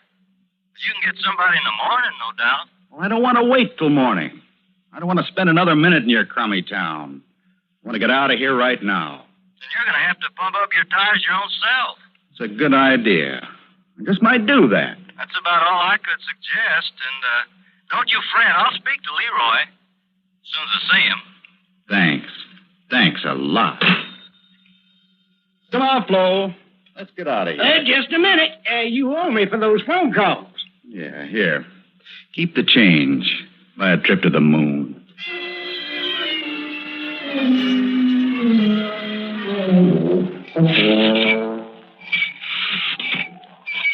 How's it going, honey?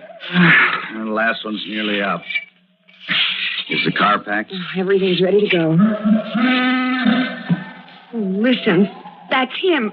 That's his horn. Hurry, Charlie. No. Don't let's panic, Flo. What can he do? No, I don't know. I don't know. Oh, what's he done, really? Charlie, just don't try to reason with me.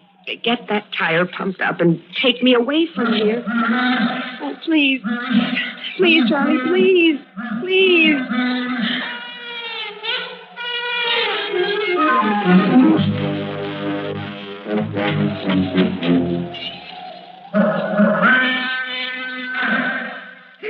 Well, what's the idea of parking out in front of the police station blowing that horn? You're giving this town a bad name, scaring them tourists. They wanted me to arrest you. Oh, you wouldn't do that to an old friend. I didn't want to, but then you had to go and let the air out of their tires. You know, I do the darndest thing sometimes. No, you're going home. I'll lock you up for being ornery. You better do that, Pete, because I never make it. You know, I can't see to drive home. All right, climb out then. I'll give you a cell to sleep it off in. Yeah. That's it. Knock off that horn. Oh, but it sounds so pretty. Pete, you know, you're a real pal. Just a real pal. Putting up a pal for the night in the jailhouse.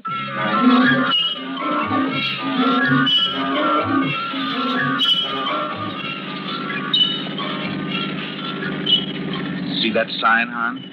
City limits Red Mountain. Come back soon. Sure we will. Oh, Charlie, I never was so glad to get out of any place in my whole life. Well, I didn't exactly enjoy it too much myself. Turn on the radio, huh? It's funny how a little thing like that can work on you. You grow and grow on the edge of panic, you know. Oh, those snowflakes are so big. They come straight at you.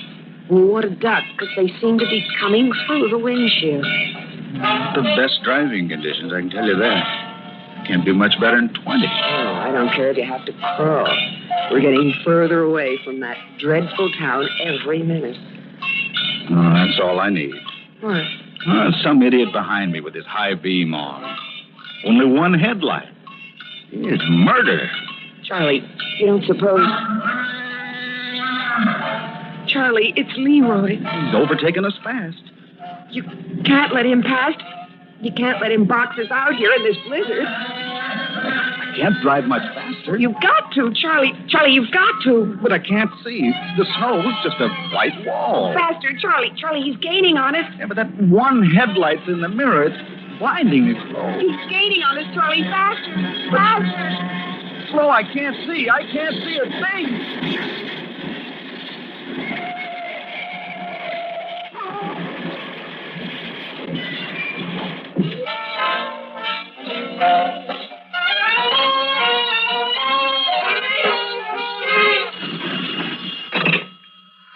Janigan Motel. This is Pete over at the police station. You woke me up. I'm sorry, Sam. That tourist that was beefing about Leroy, he still there? No, I wouldn't know. I was trying to get some sleep. Yeah, well, if you see him, tell him I picked up Leroy.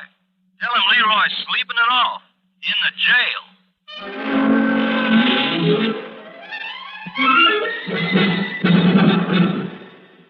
Suspense. You've been listening to Snow on 66, written especially for Suspense by William N. Robeson, and starring Grayson Hall and Jimmy Blaine. Have a nice trip. Don't forget your phone. Planning your vacation or a weekend trip? Well, long distance can be a big help. You decide where you want to go, then just pick up your phone and call ahead for reservations. Make sure of a good place to stay. And while you're away, it's so easy to keep in touch with home by telephone. Well, have a good trip, and don't forget the phone.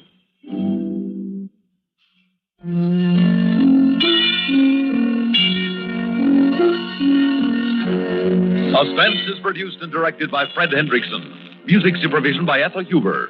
Heard in tonight's story were Gwen Davis, James Dimitri, Bill Mason, and Sam Raskin. Sound patterns by Walter Otto. This is Stuart Metz speaking. Suspense.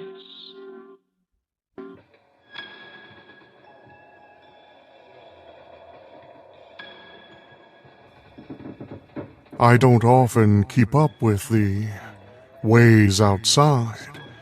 I suppose it's not in my purview, but I've heard a lot about this weather of yours, this cold, wet, icy.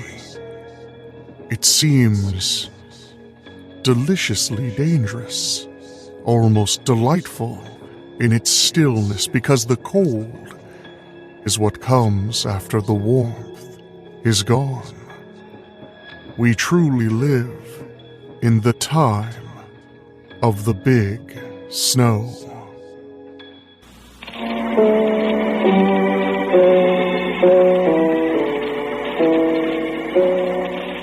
American Broadcasting Company presents Quiet Please, which is written and directed by Willis Cooper, and which features Ernest Chappell. Quiet Please for today is called The Time of the Big Snow.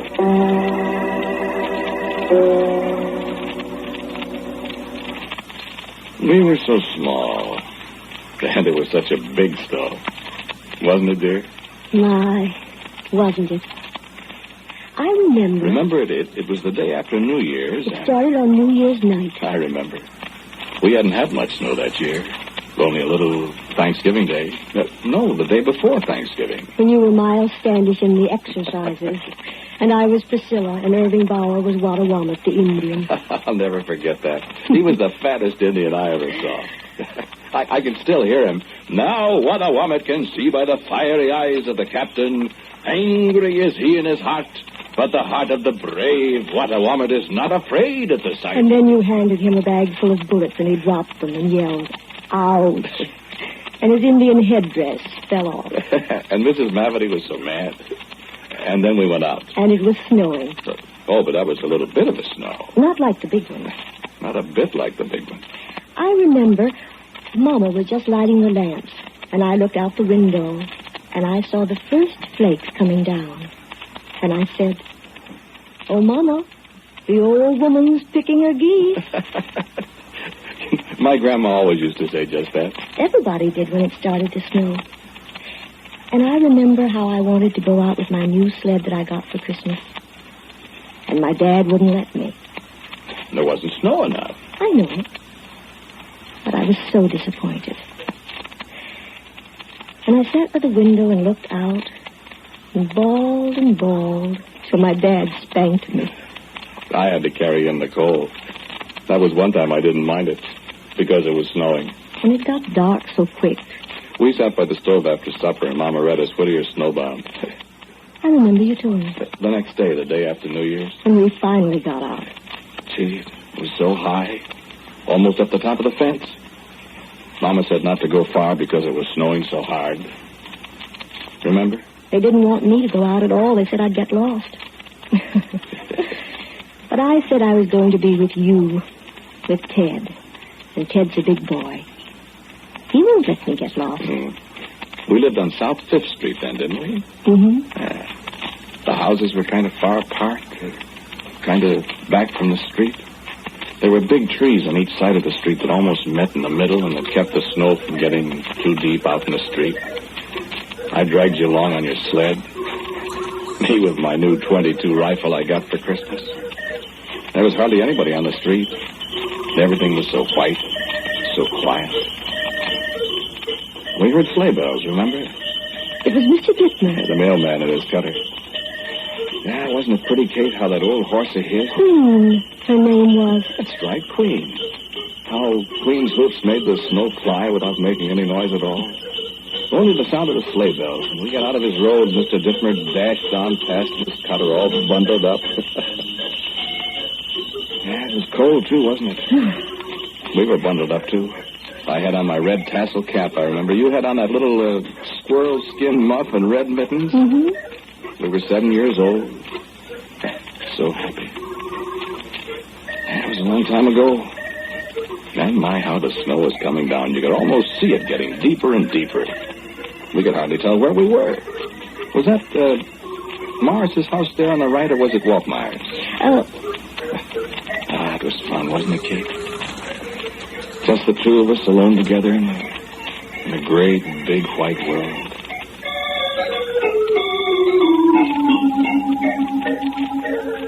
And then I began to get a little worried. The wind was starting to blow pretty hard. I couldn't see a thing.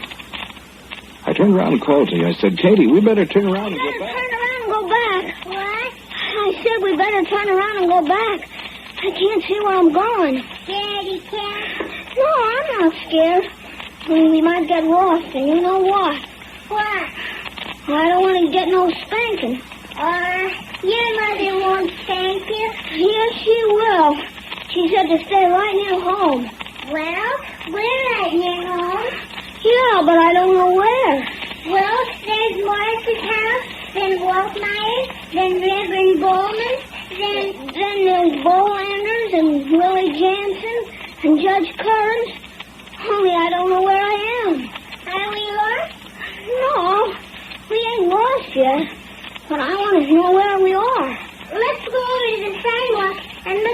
here. Snow's awful deep over there. Well, if you can't pull it, let's do it. I'll get off the rock. You can help me pull it. All right. Nice. Isn't it fun? Oh, I'm cold. Sissy. Come on and help me with this sled. Sissy. Shut up. Where are you going? The sidewalk's over here. 'Tis not. It's this way. 'Tis not. 'Tis tough. Yes, I know. Besides, you told your mother you wouldn't get lost if you was with me. Well, don't you get me lost. Come on now, right this way. Nice. It is deep, isn't it? Sure is. I don't see the trees. They're right here. Come on. Nice. This is like being explored, isn't it, Teddy? Sure.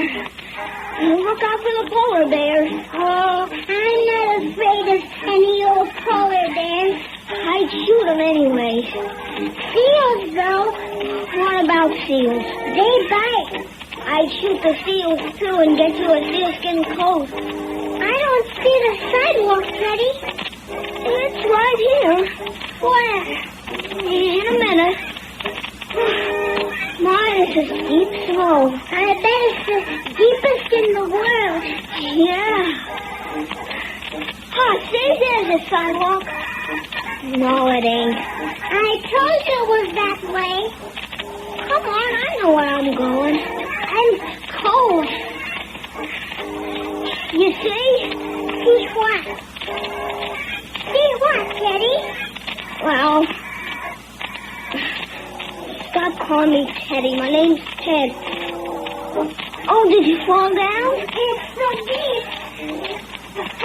Where are we, Teddy? Ted? You scared? No. Well, come on. The sidewalk's right here. No, it isn't. It's the other way. Well, all right, let's see. It's right over there. See, if the snow would only let up a minute. Then we could see. Well, I guess Commodore Perry didn't need to see.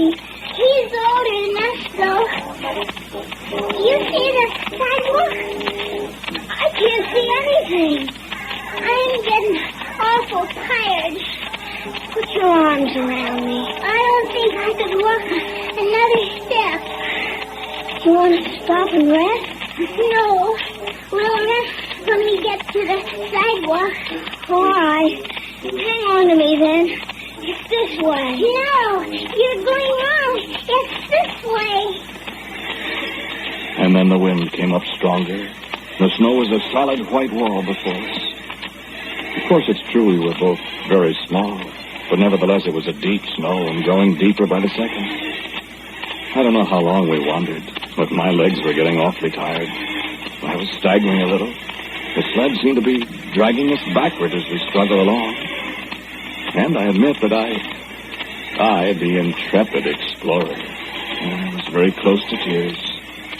Only the thought of Kate's reaction to my tears kept me from busting out bawling. And then I smacked full force into something solid, and I saw a million stars. Ow! What's the matter? I bugged in my head. How? I bumped into a tree. A tree? Where? Right here. Ow. Well, anyways, I found the sidewalk. Now we'll see what we all... Maybe if we knock on somebody's door, somebody will take us home. My nose hurts. I'll get some arnica or something from the people in the house. Yes, but where's the house? It's right up here. Maybe it could be right up here. Maybe we should holler. Yeah, let's go. Hey, Willie Jansen! Hey, how do you know that's Willie Jensen's house? Well, whoever it is. Hey! Now listen. Did you hear something? I thought maybe I heard a door open.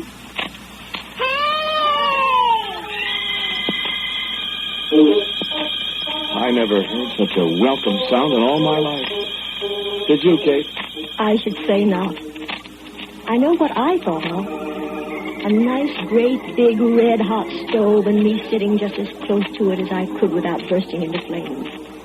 And steam rising up from our wet clothes.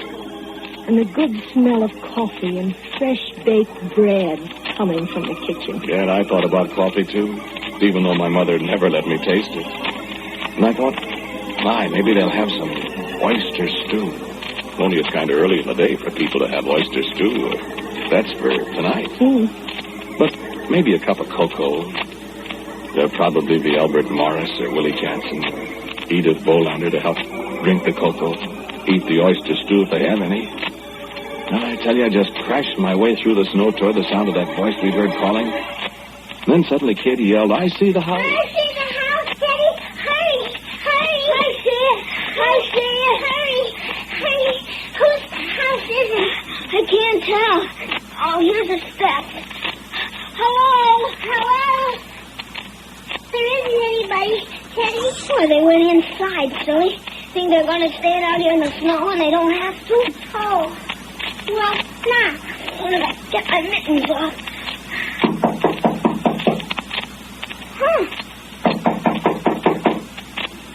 Maybe they went into the other room. Why, the door's open. Come on. Well, but... Come on, we can't stand here all day, I guess.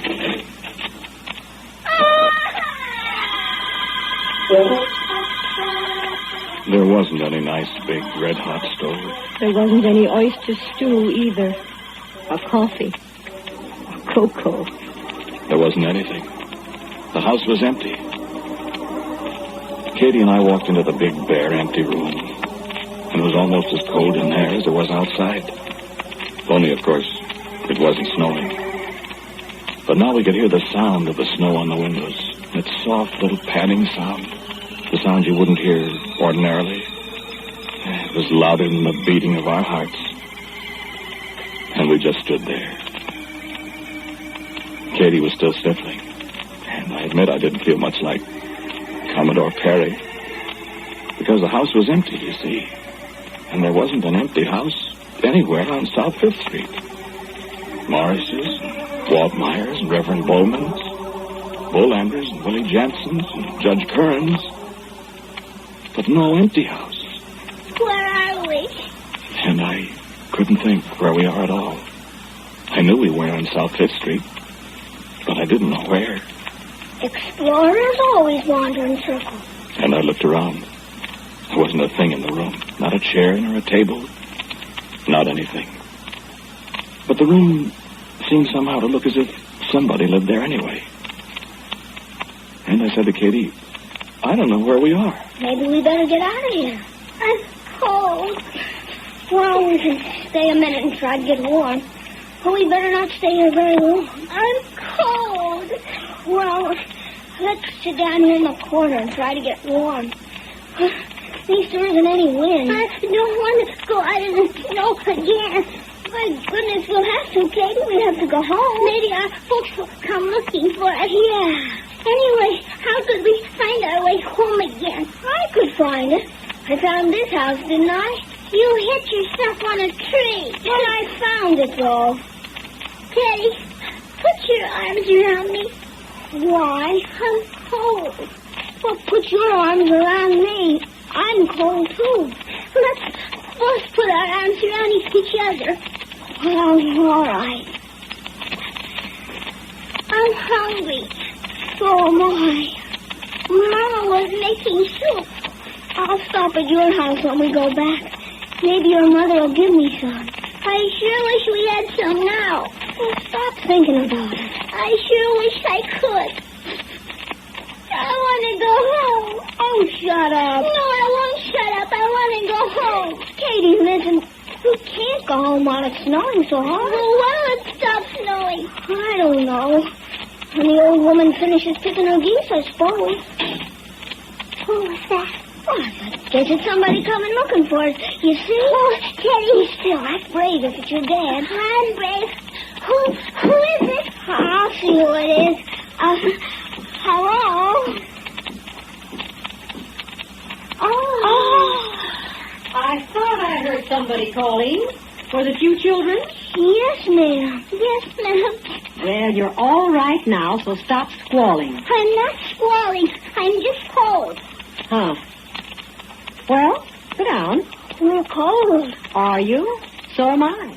Excuse me, ma'am. We got lost and we don't know where we are. Why, you're in my house. Yes, ma'am. But we don't know you, I mean. Is this South Fifth Street? No, it isn't. Where are we? You'd be surprised, children. I want to go home. Well, you can't go home right now, Katie. So you and Teddy might as well come along and help me with my work. Well... Don't you want to? Well, what kind of work, ma'am? Why, I'm picking the feathers off my geese. Well, sir, you know what? There was another room. And there were, well, it seemed like a million white geese stacked up out there. And she put us to work without another word. Did you ever pick geese? Or pluck 'em, or whatever you call it in your part of the country? Geese almost as big as yourself? Geese that didn't especially want to be plucked? I guess not. But we did, Katie and me. Didn't we, Kate?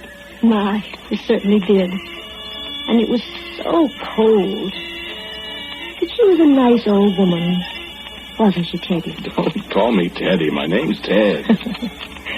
And it got dark, and there wasn't much light, and we just sat there on the floor picking the geese, and the old woman talked to us so nice.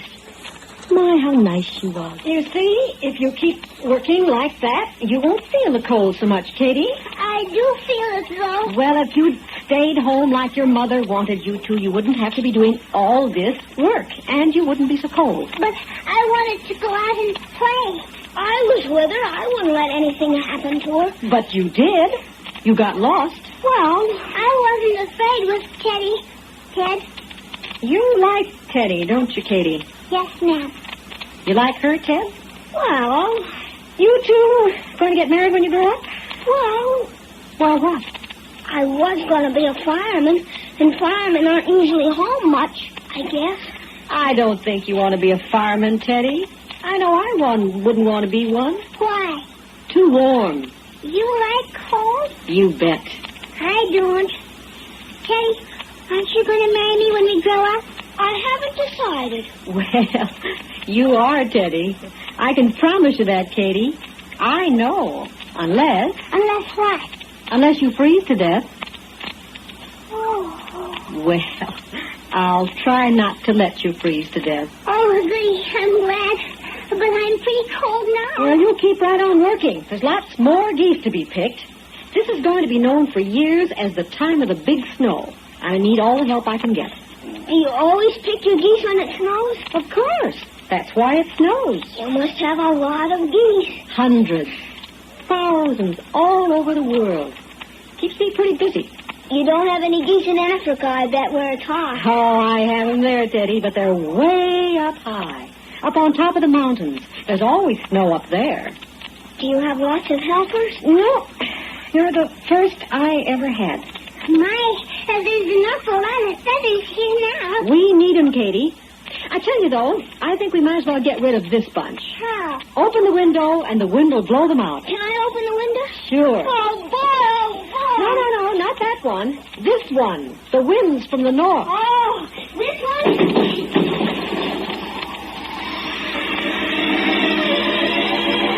And the wind came reaching right in, and the white feathers flew out the open window with it. Katie and I gathered up great armloads of the feathers and tossed them out the window and laughed as the wind whirled them high in the air. They seemed to multiply. The air was full of white flurries again in the dusk outside. We laughed some more, and the old woman laughed with us. My gracious.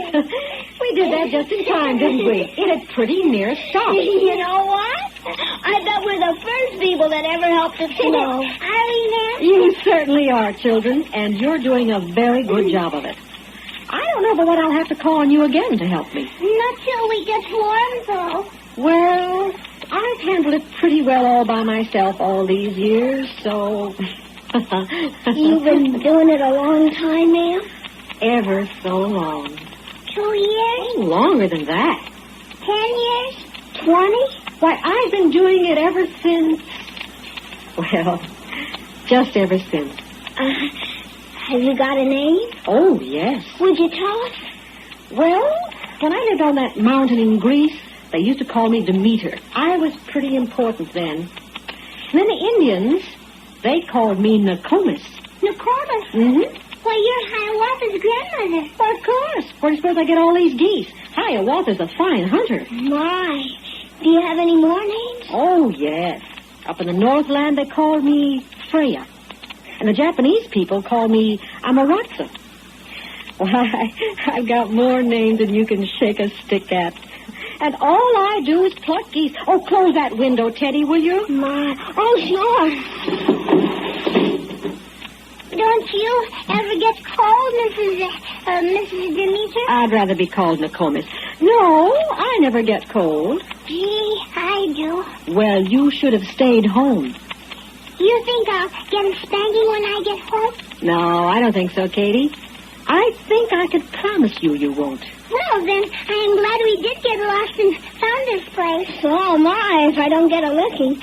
Gee, it's getting dark, isn't it? Yes, and I must go outside and get some more geese. Have to keep working, children, you know. Yes, but I'd like to go home, please. Oh, plenty of time for that, Teddy. We've got work to do. My mom always gives me a nickel if I work hard. Do you earn many nickels, Teddy? Well, not very many, really. I haven't got any nickels. Yes, ma'am. And you mustn't hint, you know. No, ma'am. But I'll give you something, Teddy, for all the work you did. And you too, Katie. What? You'll see. I'll be right back. I'm kind of scared, Teddy. I am too, Katie. What do we do? I don't know. I'm tired, too. Should I put my arms around you, Katie? Yes, please.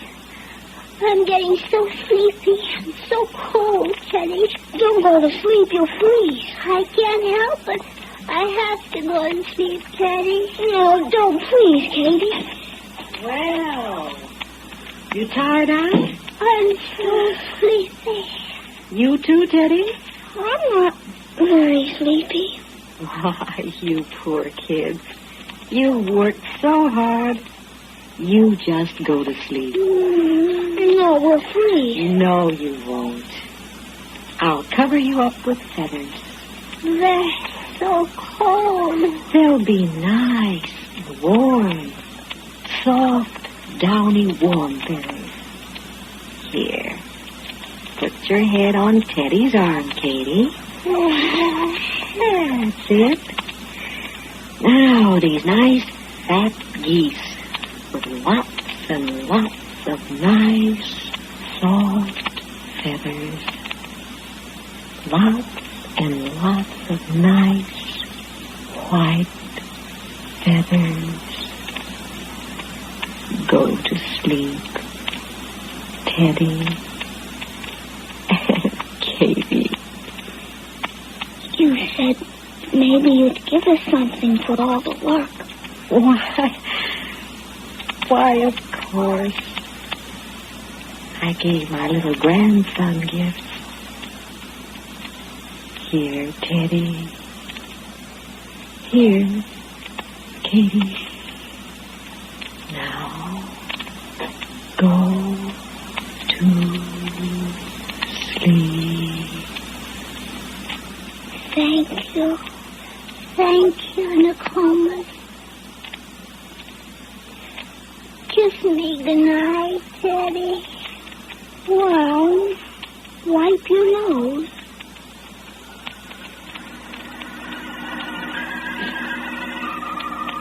And the very last thing I remember was the feathers. How they were all star-shaped and crystals, not at all like the feathers I'd ever seen. It was almost midnight when they found us. Katie's father and mine, and the blacksmith, Mr. Wright, and Arthur Donahue and his brother Harry. And there wasn't any house there at all. There wasn't anything. We were buried under a huge snowdrift in a vacant lot, not 100 feet from our backyard. There wasn't any old woman either. Just 2 kids asleep in the snow in each other's arms. And not frozen to death after all. And they took us home. And we had our oyster stew and our cocoa. And we sat by the big stove. And then we slept and slept and slept. And neither one of us ever did disobey our parents again. Did we, Ted? Well, hardly ever, darling. But we never did tell anybody before because they wouldn't have believed us. They'd have said it was a dream. But how could we both dream the same dream? And we did get married just as she said we would. And we still have got that little red clay peace pipe just like Hiawatha. And the little bow and arrow she gave us? And besides it. Wait a minute.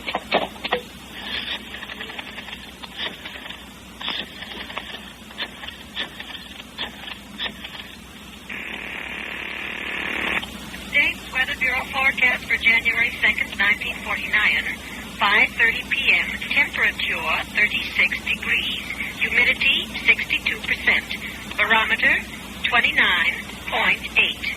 Tonight, considerable snow somewhere. Tomorrow, snow. Tuesday, more snow. All right, Teddy and Katie, come on. We've got geese to pick.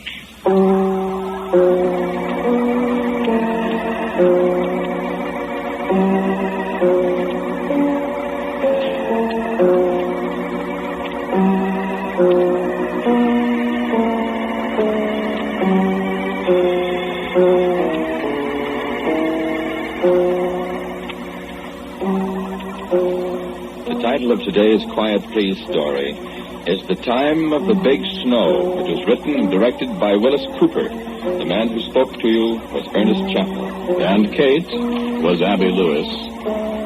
Teddy was Sarah Fussell. Katie was played by Cecil Roy. And the old woman was Vicky Bola. As usual, music for Quiet Please is played by Albert Berman. Now for a word about next week, our writer-director Willis Cooper. Thank you for listening to Quiet Please. Next week I have a story for you that I call A Biography of a Character. And so until next week at the same time, I am quietly yours, Ernest Chappell.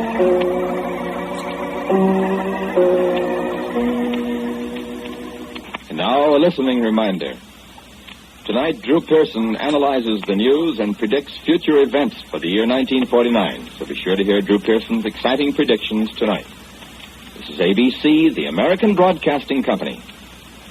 WJZ, New York's first station. WJZ, AM and FM. Well, my dear, I appreciate you spending this inclement time with yours truly. But now I think it's time for you to return to your humble abode. Hopefully the pipes are still piping and the heat is still bellowing. I'm sure you'll be fine, but as you make your way home in the cold, dark, icy reality all around us, I do hope I'll see you again very soon. I'll be here same time, same place. And I do hope you'll join me. But now, make your way home. Skate if you have to. Soon you'll be in your cozy, comfy bed. Warmth embracing you, fending off the cold. But if I may ask one last favor, as you close your eyes and head away, be thankful for what you have. I'll be seeing you